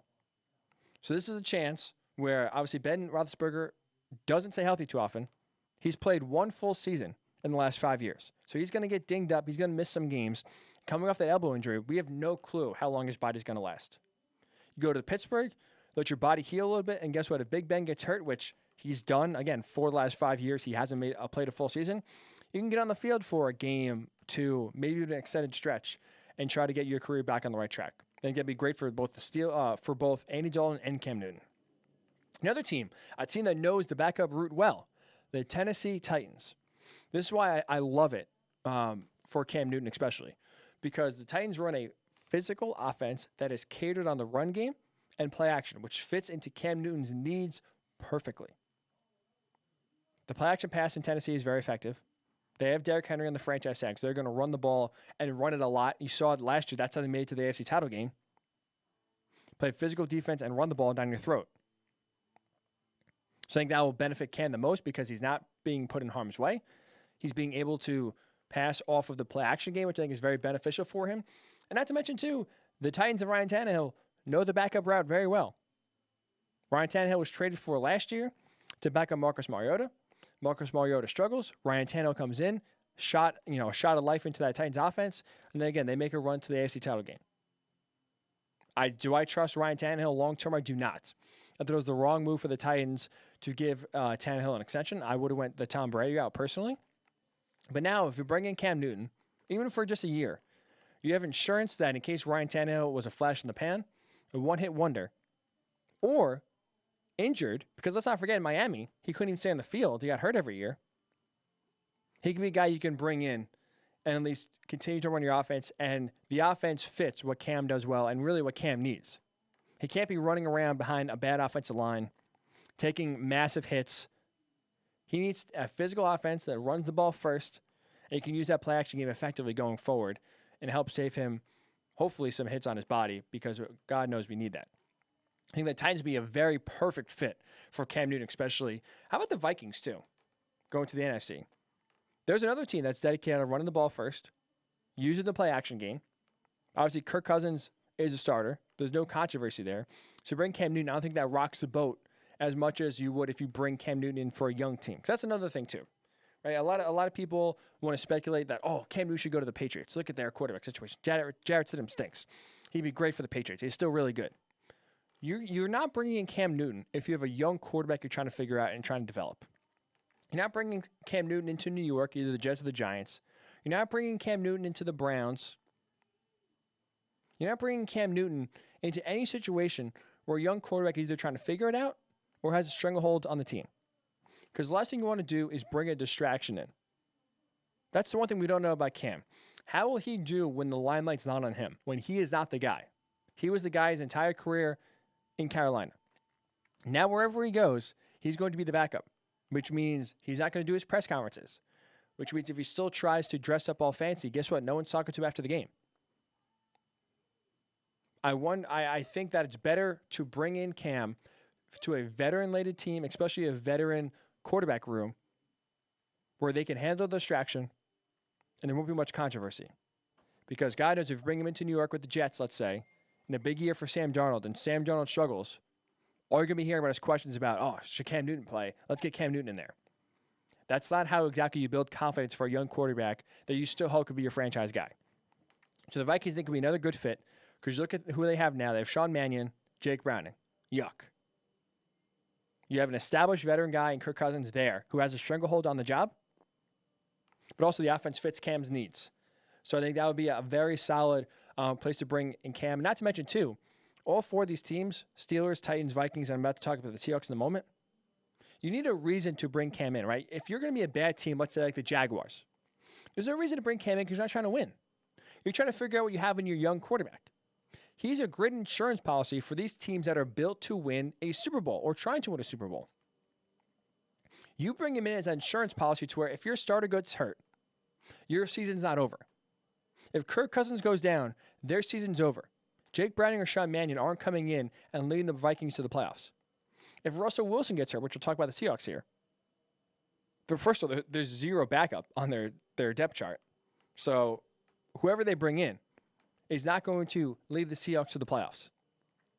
But if you bring Cam Newton in to Seattle, obviously Russell Wilson is the unquestioned starter. We have a heavy run scheme with a solid offensive line that's improving. And you look at his skill set, Russell Wilson is a similar, smaller Cam Newton. Both mobile, both make plays with their feet. Russell does a way better job of avoiding hits and not taking abuse. But it's a similar offense. It's a similar scheme. And again, not to mention, when it's run first and you're using the play action to help the quarterback, it is less abuse that Cam Newton has to take, and it'll open up the throwing lanes better for him to make plays and have success. So you're not bringing Cam in to mentor young quarterbacks. I would be nervous that how that dynamic would work if you'd actually try to help the young quarterback as much as trying to take his job. So all four of these teams I laid out, the Seahawks, the Vikings, the Titans, and the Steelers, I think are four spots that would be perfect, that are trying to make the playoffs, that the starter, for the most part, has some injury concerns, especially with the Steelers and the Titans. All four fit a pretty good offense that Cam could come in and adapt and play well under. And all four are trying to win the Super Bowl. All four are trying to make a run. You're bringing him in as the insurance policy, as your Nick Foles to Carson Wentz. You're not bringing him into a young quarterback room to have him mentor your next guy. You're not bringing him in to try to mentor Gardner Minshew, take him to the next level. You're not bringing him in to cause drama and cause question marks about the young starting quarterback if his job is secure, and have him answer questions every bad game of if he's looking over his shoulder at Cam Newton. There's only a select amount of teams that could really afford to bring Cam Newton in, not have it be a distraction, and have it end up turning out well. I think it's the Steelers, the Titans, the Vikings, and the Seahawks. Now, Andy Dalton, on the other hand, I think he has more suitors. I think he'd be better fit to be a backup quarterback, and I think teams would be more adept at doing that. I think a team like the Jaguars would be interesting. You have Gardner Minshew. I think it'd be smart to bring in a veteran quarterback to at least show Gardner Minshew the ropes and at least allow him to have some wisdom and learn off of. I don't think that would work with Cam Newton. I think it would work well with Andy Dalton. And before we get any further, I want to at least try to squash this thought. Andy Dalton, I already said with Cam Newton, Andy Dalton is not going to the Patriots. He's not. I'm sorry, he's not going. I know everyone, anytime there's a free agent quarterback available, they point toward the Patriots. Man, Bill Belichick, there's no way he's going to play with Jarrett Stidham. They need a quarterback. They need a quarterback. People were freaking out that they didn't draft a quarterback in the draft. Bill Belichick is set on his quarterback position. We told you this earlier. When Tom Brady left, they already had his replacement in the wings. Jarrett Stidham is going to be the guy this year. They brought in Brian Hoyer as an insurance plan and someone to mentor Jarrett Stidham. They didn't bring in Brian Hoyer just because. They brought him in because he knew the system. He could help coach Jarrett Stidham. And God forbid, if Jarrett Stidham busts, they could put Brian Hoyer in and trust that he'll at least be competent with the offense and not just have it be, a disaster. You have to see what you have. They drafted him for a reason. This is the year, and Bill Belichick, I think, knows this. This is the year you see what you have. If Jarrett Stidham's the guy, it works out fine. You have your franchise guy for the next 10 or 15 years. If he's not, fine, you hit the reset button. Because guess what? Whether it's Andy Dalton, whether it's Cam Newton, whether it's Jameis Winston, whether it's a quarterback in the draft, a lot of these guys are going to hit the free agent market next year. Andy Dalton is not signing a 2 or 3 year deal. Cam Newton is not signing a 2 or 3 year deal. Bill Belichick knows he can get these guys later on. You have to see what you have with Jarrett Stidham. This is the perfect opportunity to see in a guy you drafted if he can play or not. And not to mention, you're not going to bring in Andy Dalton and then who are you going to cut? You're not cutting Brian Hoyer because you need someone who knows the offense, especially in an offseason that is severely limited. You're not going to bring in a young quarterback who essentially is going to be a rookie this year, and Jarrett Stidham, barely saw the field last year. You're not going to bring in a guy who doesn't know the offense as a veteran to come in and mentor him and be ready. Because guess what? That veteran's playing catch-up. It's not a coincidence they brought Brian Hoyer in. Brian Hoyer is the insurance policy, is a security blanket in case Jarrett Stidham isn't what they thought he was. So you need that there at all times, especially in an offseason that's weird and different than any other offseason we've ever seen in the NFL. The Patriots are set at what they have. It's going to be Jarrett Stidham, the starter. It's going to be Brian Hoyer, the backup. Andy Dalton's not going there in 2020. Cam Newton is not going there in 2020. No other quarterback is going to New England in 2020. 2021 might be a different story. Don't get me wrong. Again, I think this is a recalibration this year for Bill Belichick in New England. I said they'll have a down year. I think they will. Now, a down year for them could be 7-9 or 8-8. But it's not going to be 10-6 or 11-5 like they've used to. And they've gone essentially what feels like, every year for 2 decades. It could be, bumpy. It could be a big learning curve. But one way or another, Bill Belichick's going to answer a quarterback, and he's either going to have to, readjust and go get someone next year, or he's going to roll with Jarrett Stidham. And this is the year to figure it out. I think Bill Belichick will do that. So before we go any further, because I already see it on Twitter, the rumors, this is a perfect Patriots guy. He's not going to the Patriots. I would be shocked if he goes to the Patriots. So get your thoughts, where do you think Andy Dalton or Cam Newton should end up? I mean, there's not a lot of homes for these players. I still think both can play. Cam Newton, obviously, the big question mark we have with him is his health. Will he be healthy enough to actually, play and get to the level that he was back in Carolina when his MVP year in 2015 or even before that? The last few years has been tough for Cam to stay on the field, and that's what's led to his lack of play. So I wonder, where is the spot? Where's the landing spot for him that he could go? Because I don't think it's that obvious. And Andy Dalton as well, throw him in the mix. Where should Andy Dalton land? These 2 quarterbacks, they're going to have a job. It's just where. So I think either the Steelers, the Titans, the Vikings, or the Seahawks would be perfect for Cam. You can make the same case for Andy Dalton as well. So let's get your thoughts. We'll get, where do you think where should Andy Dalton end up? Where should Cam Newton end up? We'll get your thoughts when we come back. And also when we come back, Eric Edholm, Yahoo Sports NFL Draft reporter, will join us to get some winners, get some losers, really put, close the book on the NFL Draft for 2020 and discuss his process too, because all these draft guys are madmen, but Eric as well, already put out his 2021 list. Prospects to watch, some watch lists at each position, and put out a big board already for 2021. So we'll get his thoughts on how he already gets started for the next year. We'll do all that when the Morning Boys Ryan Hickey return right here on the Worldwide Sports Radio Network. You're listening to the Worldwide Sports Radio Network. Do current market conditions have you nervous? Our experienced team of financial professionals at Heritage Harbor Financial Associates understands that no 2 investors are alike. We all have different goals, needs, and appetites for risk. That's why the one-size-fits-all approach does not work, especially when planning for retirement. At Heritage Harbor Financial Associates, we analyze your unique investment style so that you can work toward your individual retirement goals on your terms. Heritage Harbor Financial Associates can help you take steps to reach your retirement goals by providing a wide array of financial products to fit your needs, even for the risk adverse. Give us a call at 631-331-6599 to learn more or to set up an appointment with one of our financial professionals. You can also find us on the web at hhfa.org or on Facebook at facebook.com/hhfa.org. Our number again is 631-331-6599. That's 631-331-6599. Investments in stock, bonds, and mutual funds and variable annuities are not FDIC insured and are subject to fluctuation in value and market risk, including loss of principal. Heritage Harbor Financial Associates offers securities through AXA Advisors, LLC, New York, New York. Member FINRA, SIPC. Annuity and insurance products offered through AXA Network, LLC. Edward Lehman has been a trusted insurance advisor for over 16 years with insurance solutions for auto, home, commercial, life, and retirement. He's located at 54 Sunnyside Boulevard, Suite H in Plainview. That's just 1,000 feet south of 495. Local agent, local advice. The time to think about insurance is before you need it. So do yourself a favor, and before you pay your next insurance bill, give Ed and his team a call, 516-935-3900, or visit him online at www.allstate.com/EL. Edward H. Lehman Insurance is your trusted insurance advisor. Hi, this is Terry Crews, Actor, former football player, game show host, father of 5, and all-around big dude. I'm also an expert on drama. I know all kinds of drama. There's the good kind that comes with having a house full of kids.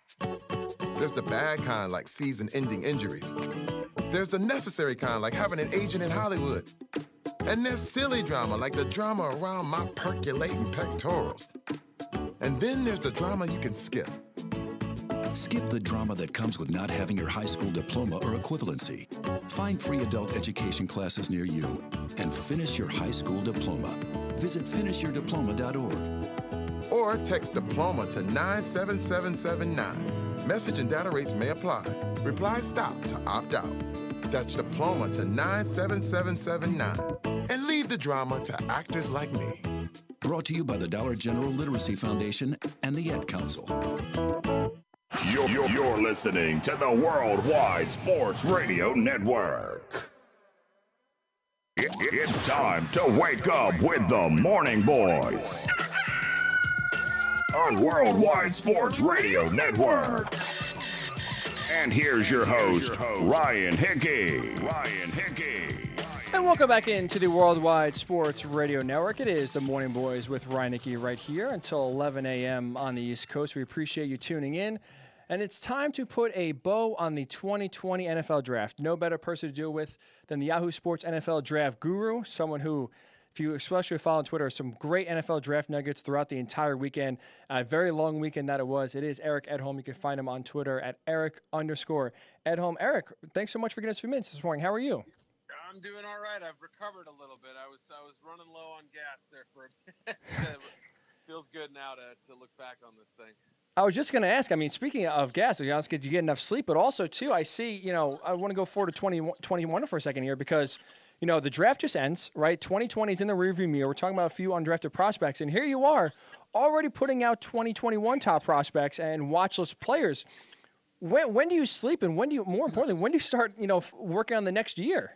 Yeah, typical draft guy, I'm like those political reporters, right? Like the one election ends, they're already talking about the next one, But yeah, it was certainly a story that my editors were interested in having, and I compiled a list a little bit throughout the season. I mean, I probably had to do half of that kind of after the draft or whatever, but the obvious names like Justin Fields and Trevor Lawrence, we know them. We know Travis Etienne and all the running backs who went back to school, but as I go throughout the season, I'll make a note of somebody and say, wow, this guy played well against a 2020 prospect I'm watching, and I'll kind of put him in a separate file and just sort of compile names. Like, I got to do a deeper dive on this guy. Other names come up in conversations with personnel folks, like, wait till you see this kid next year. He's great, blah, blah, blah.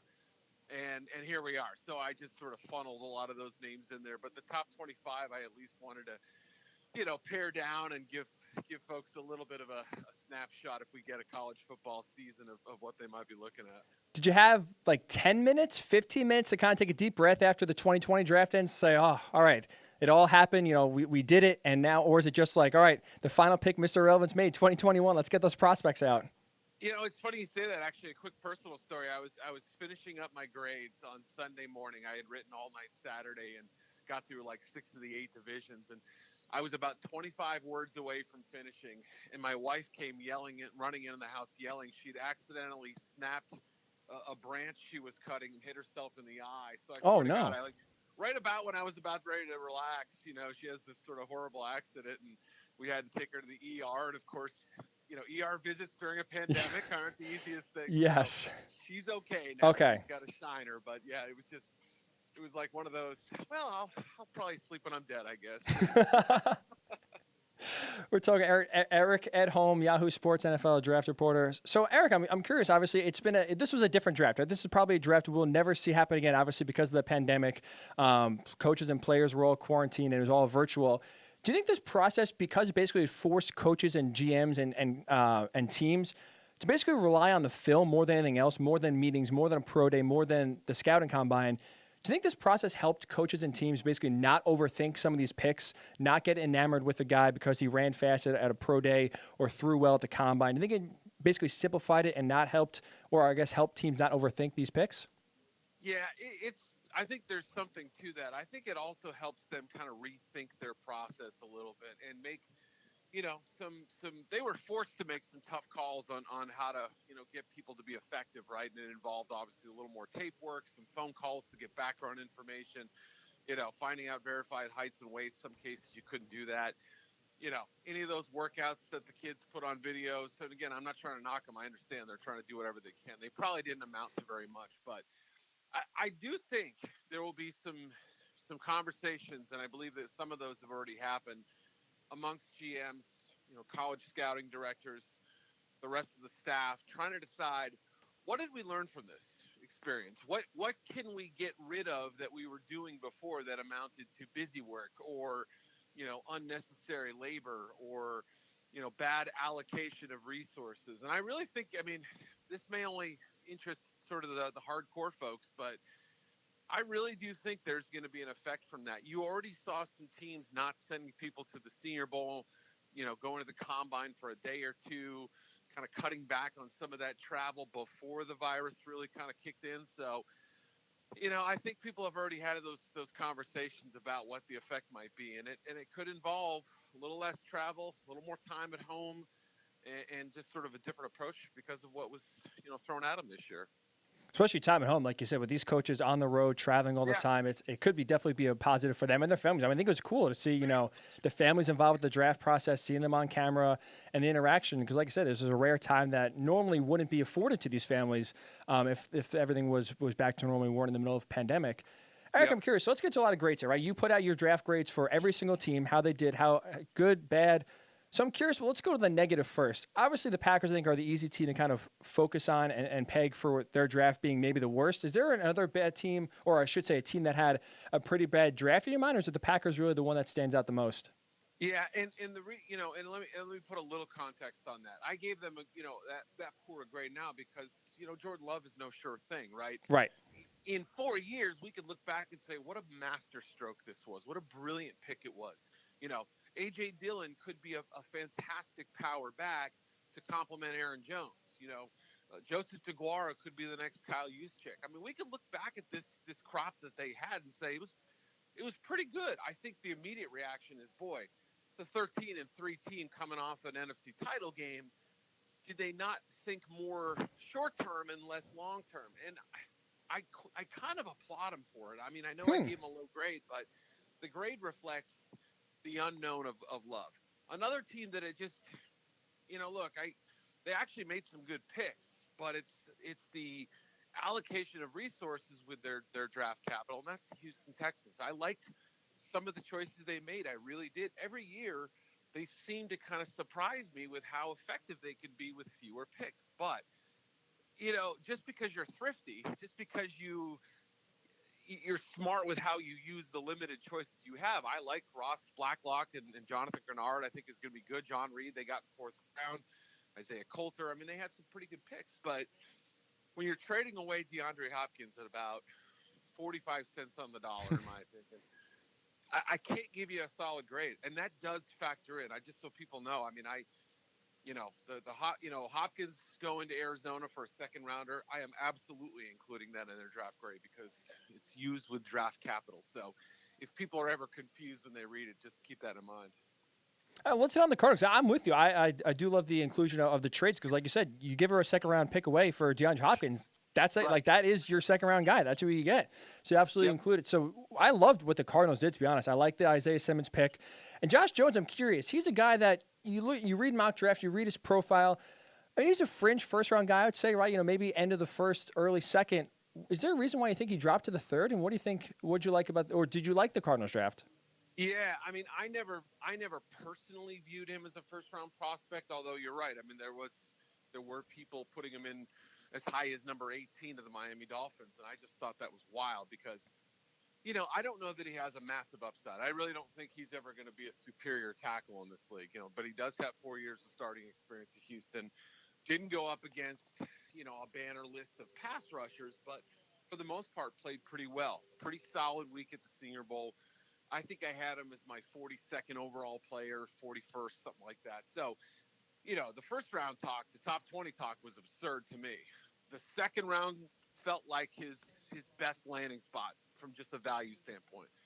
Third round, however, Now we're talking about a bargain. And those are the kind of investments that when you look back, you say to yourself, yeah, that's a smart play right there. And that's, look, they may not have anything special, but he played at Houston with a quarterback in De'Ara King who, style-wise, scrambling around and making throws and running and whatever, improvising, very similar to Kyler Murray. So I can understand how that translation would be, pretty seamless, even in an off-season where we may not, have pads on until training camp or something.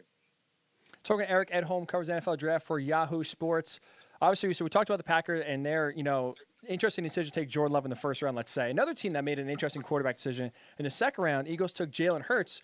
So I'm curious because now, the talk of that pick is that the Eagles are trying to use him and basically have him be a Taysom Hill light and have him in that role, a do-it-all role, catch the ball, run the ball, throw the ball. From Jalen Hurts, just when you were, watching his tape at Oklahoma and Alabama, does he have the skill set? He's obviously athletic, but does he have the skill set to be a sort of a Taysom Hill, do-it-all kind of role where he can line up all over the field, catch the ball, run the ball, throw the ball? Does he have that kind of skill set to fit that role?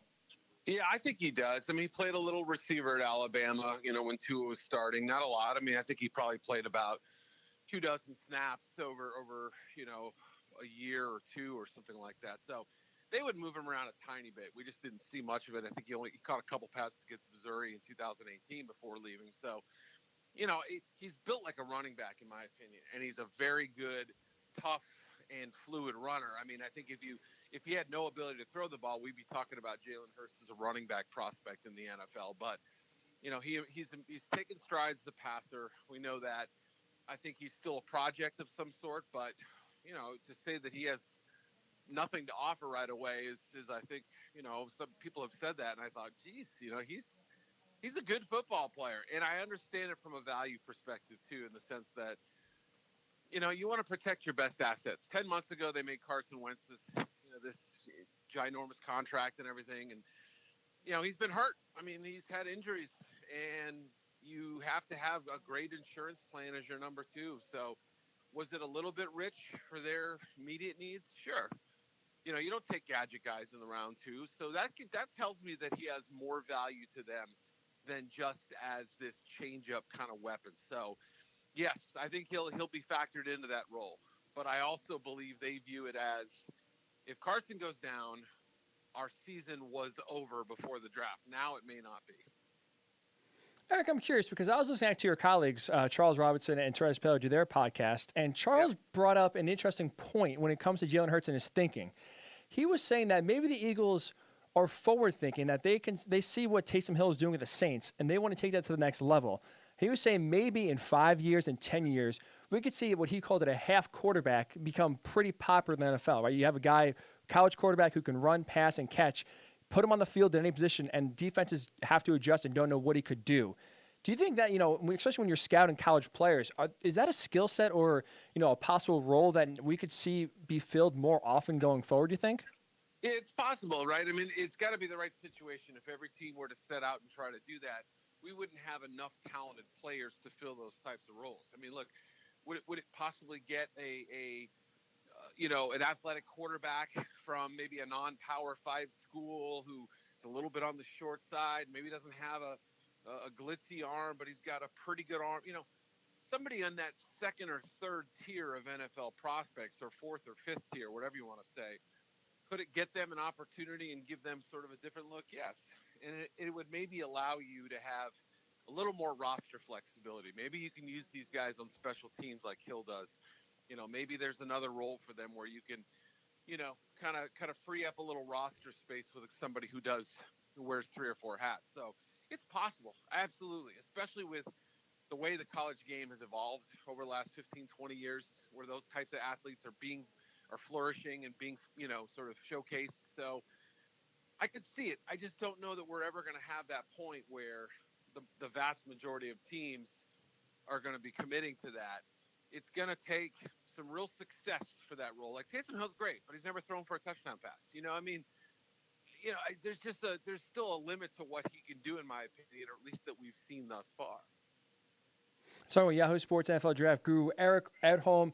So Eric, another quarterback, that I'll be honest. I was a lot higher on him than probably everyone else was for good reason. And that was Jake Fromm. I liked the way he played at Georgia. I thought, especially this last year, it was more the offense and the receivers than his fault for the regression. And I look too. I mean, he chased Jacob Eason out of Georgia. He caused Justin Fields to transfer, both those guys, and Jacob Eason that was drafted ahead of him. And Justin Fields, you have high on your big board and can go early next year. So I was definitely higher on Jake Fromm than a lot of draft experts and a lot of, obviously, teams. Are you surprised at all they dropped all the way to the 5th round, though? Yeah, I am. And obviously to go to the Buffalo Bills, where he's a clear number 2 and really won't elevate past that point, barring Josh Allen getting hurt. Now, of course, Josh Allen, a tough running quarterback who took some vicious hits last year. Again, similar to what we were talking about with Wentz. It's a nice little insurance plan. I don't think the Bills went into this draft thinking we're taking a quarterback. I think they saw the value and said, this guy's too good to be here. And you're right about it. I mean, look, as good as that offensive line for Georgia was, I felt like the scheme from James Coley came under fire for good reason. There was a lot of, kind of isolation stuff that really wasn't working. The receivers, you pointed out, weren't separating, were dropping passes. There were some route mix-ups. And really, Fromm had a 5-game stretch that really, put him down in the dumpster. It was 5 straight games under 50% passing. That's not the Jake Fromm that I watched earlier in his career. I mean, he wasn't a precise marksman, but he was somebody who usually put the ball in a pretty good spot. So, yeah, I think it was kind of wearing on him a little bit, and they were asking their receivers to do stuff that they probably couldn't do. So, combination of those things, him coming out, really ended up kind of hurting his process a little bit. You saw him at the combine. It was almost like he was trying to dispel the myth of him having a weak arm. He was gunning every single pass, a 7-yard slant. He was throwing like he was trying to put it through a brick wall. And it was, guess what? He was scattershot, so that hurt him too, I think. And it was just a tough offseason for him the way it worked out. Interesting. We're wrapping up with Eric Edholm here. Eric, so I'm curious. Obviously, I think the Ravens and the Cowboys consensually 2 of the best drafts this past year. Is there another team that you really, really liked a lot and what the overall draft that they had?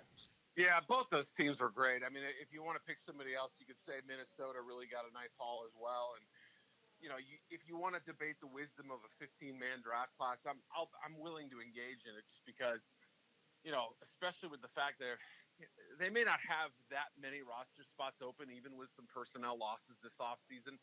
And next year, they're going to get at least 10 picks. They have some compensatory picks coming their way as well. So, they could have a dozen picks next year. They're going to package all those and move up. That's a discussion for down the road, I think. But I just look at who they got. And, Ezra Cleveland at 58 was a nice value. I like Jeff Gladney and Justin Jefferson. I just thought it was like B-plus pick after B-plus pick until you got to James Lynch. I thought Lynch is going to end up being one of the biggest steals at 130.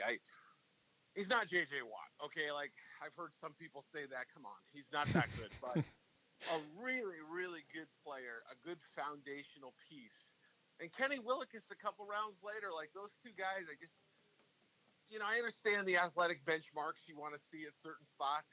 I understand that guys with shorter arms like those two have it a little tougher when they're trying to disengage. But, man, those are two good football players that they got.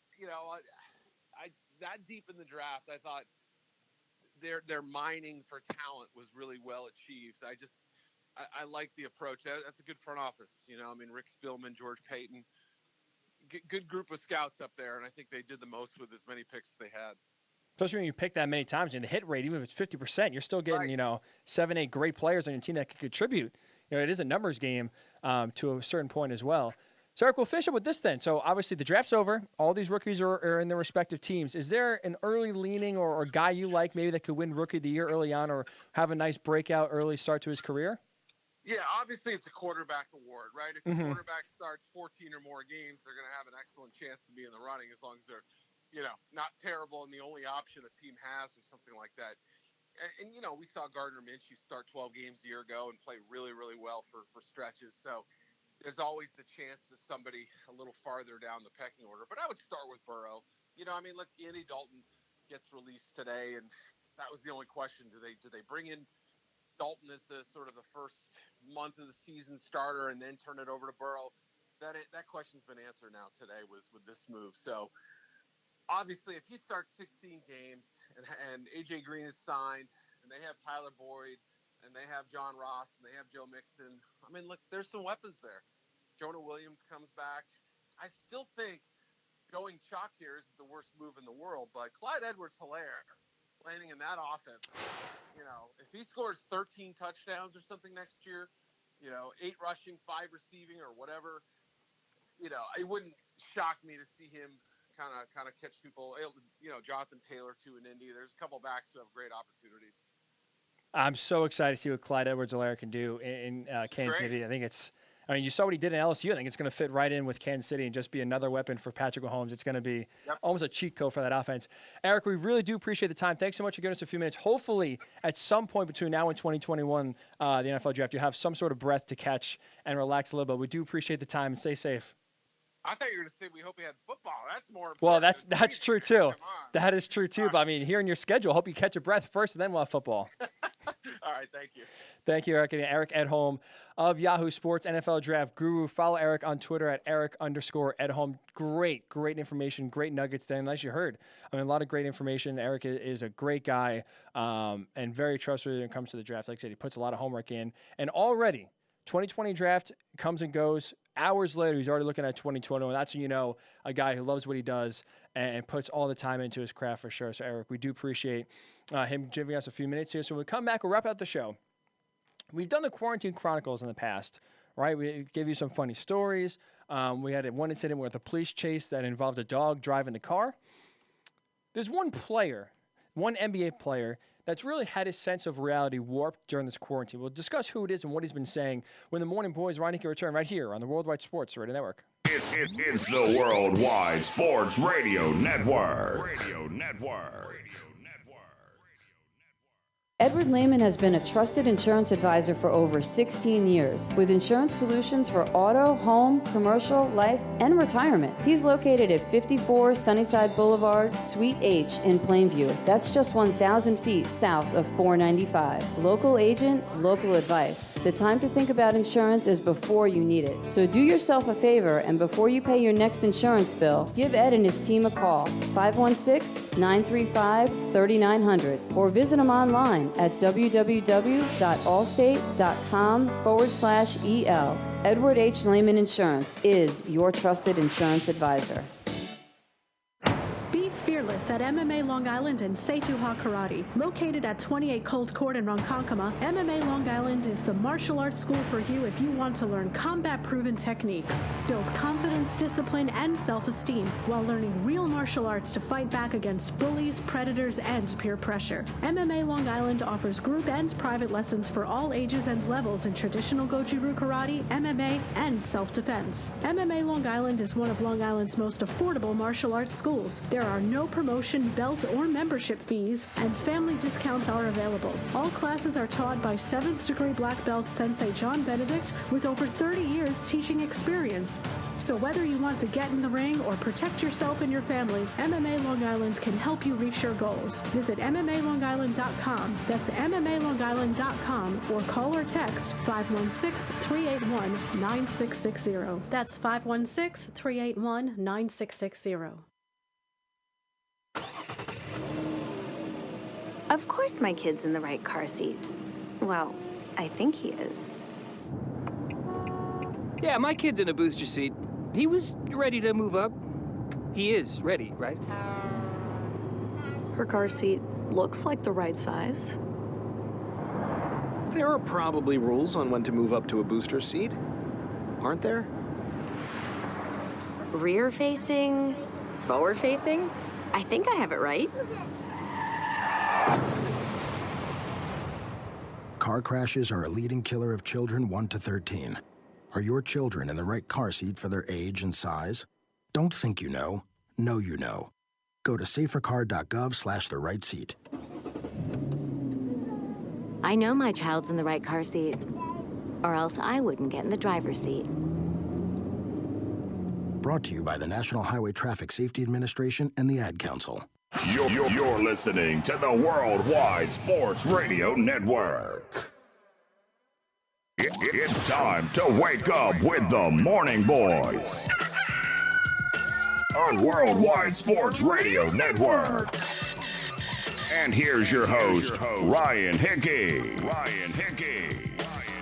Welcome back to the Worldwide Sports Radio Network. We do appreciate Eric Edholm again for giving us a few minutes and giving us some great insight on the NFL draft. I think it's what we're going to talk about on Monday. I'm very curious because I, for one, definitely, like many, questioned what the Eagles were doing in drafting Jalen Hurts. I thought it was a reach where they drafted him in the second round.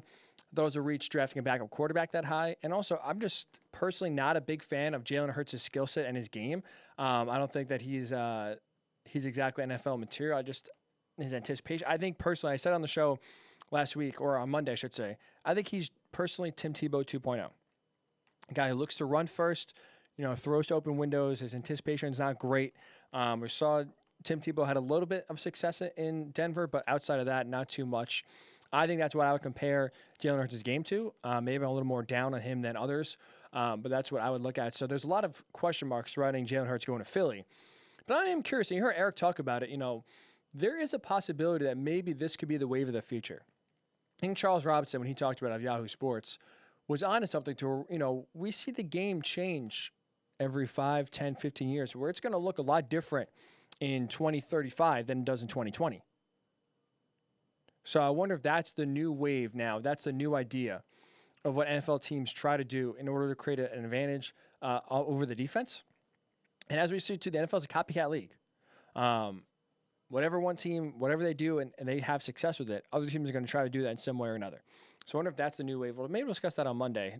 Maybe is that the new way? Is that the new wave of what NFL football is like? Is that the new weapon that offenses could use to exploit defenses?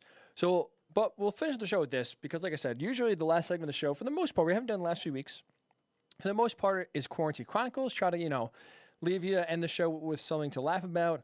And for the most part, just kind of bring up the wackiness that happens when people are isolated in their homes for weeks on end. And it's entered the NBA realm. And like I said, it's one player has really had his reality warped more than anyone else so far during this quarantine stretch. And that's Warriors forward Draymond Green.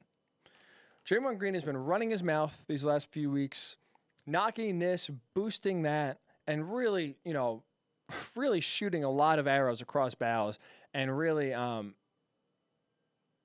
putting his interesting opinions, we'll call it that, factual or not, out there. Let's just say, if you know Draymond Green or you're an NBA fan, Draymond Green doesn't lack self-confidence, doesn't mind telling you what he thinks. And let's just say these last few weeks, he's told everyone what he thinks.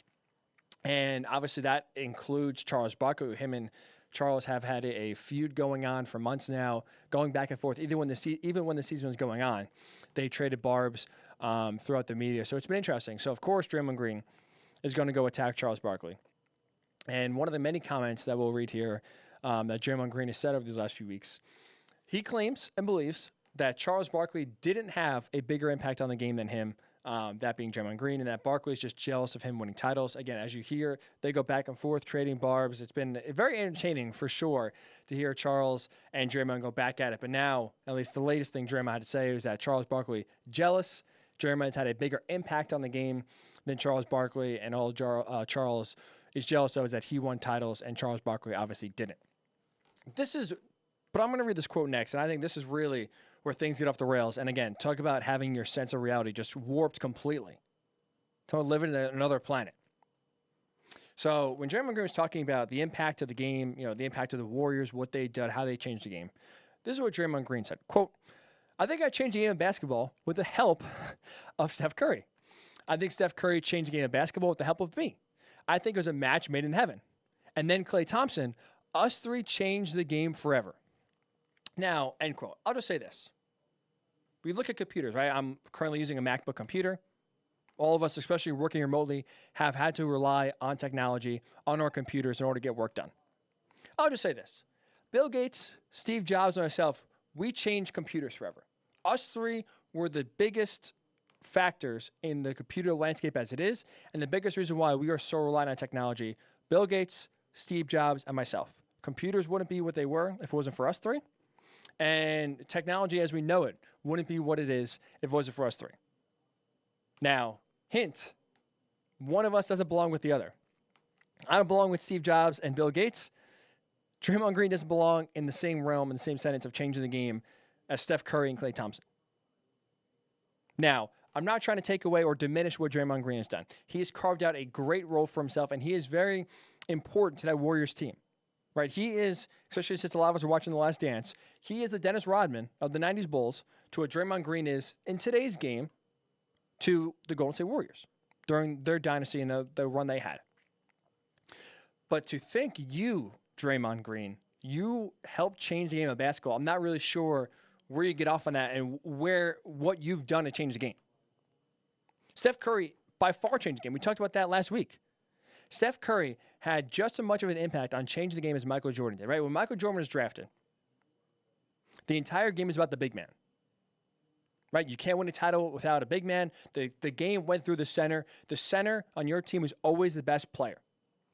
If you didn't have a center, you didn't have a chance. Michael Jordan gets drafted ahead of two centers, ahead of two 7-footers, by the way, going number 3 overall to the Bulls. And he proved and he showed you can win titles. You could be the face of a franchise. You can lead a team without being 7 foot. He opened the door for a lot smaller players now, guards especially, to be the faces of teams and be the leaders of teams and help win titles despite, again, not being 7 feet tall. Steph Curry comes in, changes the game because now the mid-range game, the elbow jumper, driving to the hoop, that was the way you scored baskets. The three-pointer wasn't relied upon. Sure, it was a nice weapon to have here or there. It was not relied upon. Steph Curry comes in, teams up with Klay Thompson. The offense, Golden State runs. All of a sudden now threes are raining down left and right, and now teams are adjusting to where if you don't shoot the three, if you have a center that can't make a three, if you have players on the court that can't make a three, you're not effective. You're not winning a title. Steph changed the game, and you look at shot percentages and where they're located. In the 80s and the 90s compared to nowadays, the three-point line is lit up. The amount of players that are making threes is more than it's ever been. So Steph Curry 100% changed the game to the way it is now and helped shape it to where the three-pointer is massively important. So we have teams like the Rockets basically thinking every other shot is pointless unless it's a layup or a three. That's it. Elbow, get out of here. Mid-range, get out of here. Wing shot, get out of here. Ineffective. Inefficient. Layup or a three. Steph Curry was the catalyst behind that thinking. He helped change the game to the three-pointer became now the most important shot in basketball. And if you don't have it, you're in trouble. So, yeah, Steph Curry changed the game. Klay Thompson was right there with him because he was just knocking down as many threes as Steph was. And those two lived outside the three-point arc and made it so hard for them, so hard for teams to defend them, I should say, and spread the floor massively. I don't see Draymond Green being, that trio. I don't see when we're talking about catalysts for the Warriors, game changers for the Warriors, I don't see Draymond Green's name included in that.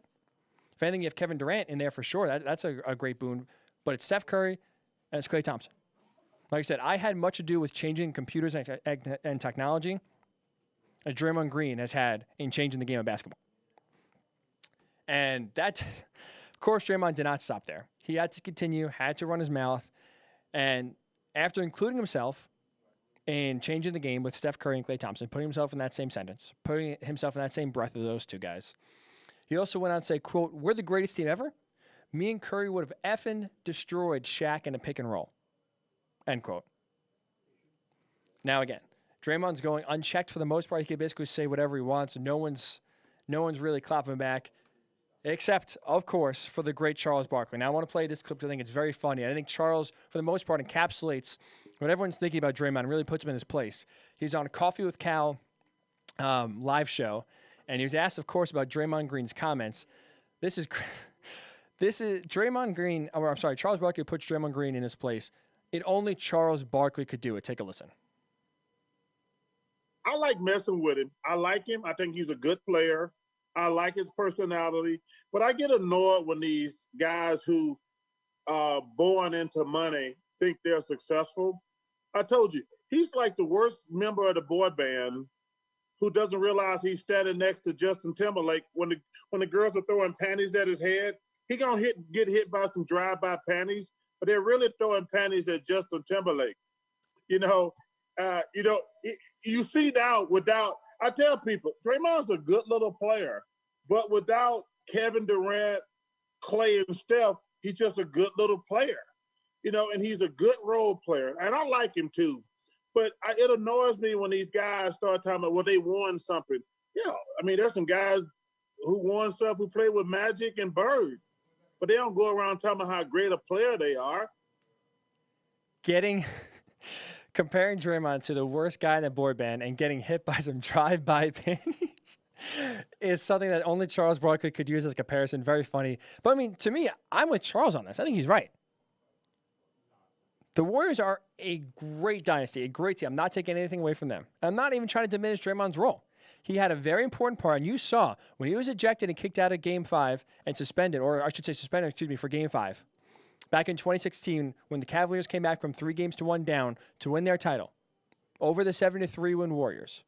The series changed when Draymond was suspended. He has a legitimate impact on the floor, and he is the glue guy that keeps his team together.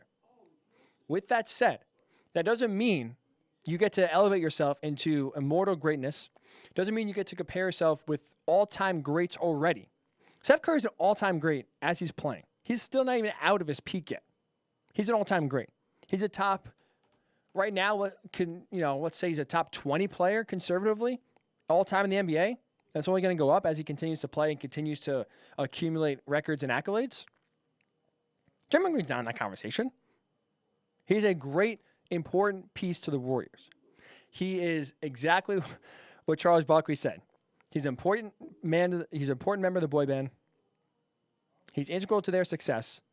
But when the ladies are throwing panties to Justin Timberlake and Draymond Green gets hit with them, they're not meant for him.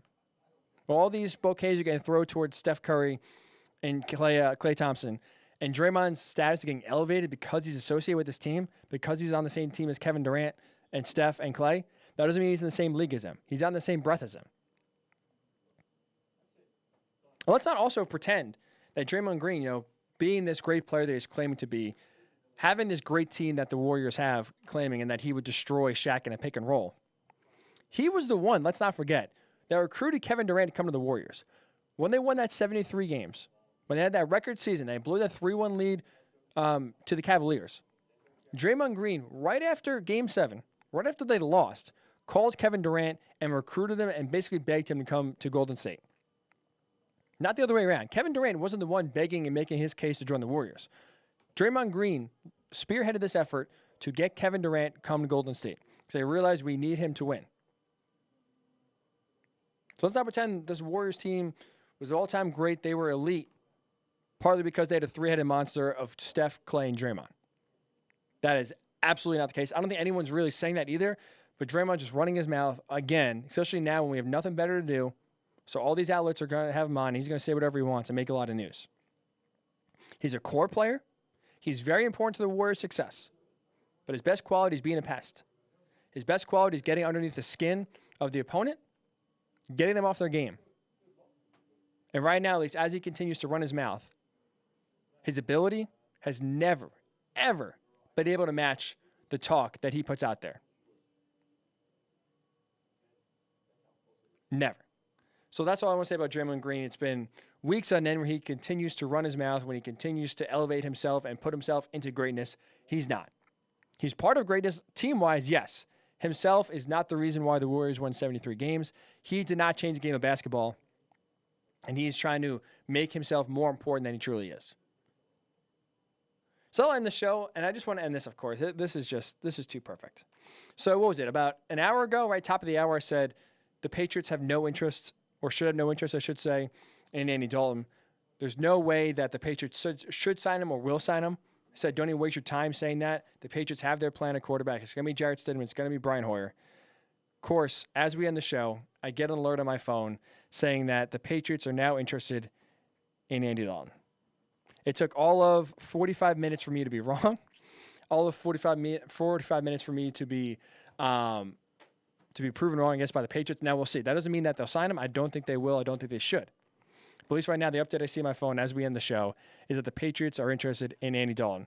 So got to make sure that at least we're checking ourselves here on the show and shows, what do we know Absolutely nothing. So really do appreciate all of you tuning in on this Thursday. Really do appreciate Eric Edholm for making a few minutes here and joining us. We hope you enjoy the rest of your Thursday. Have a great weekend. Great weekend. Stay safe, stay sane. So it's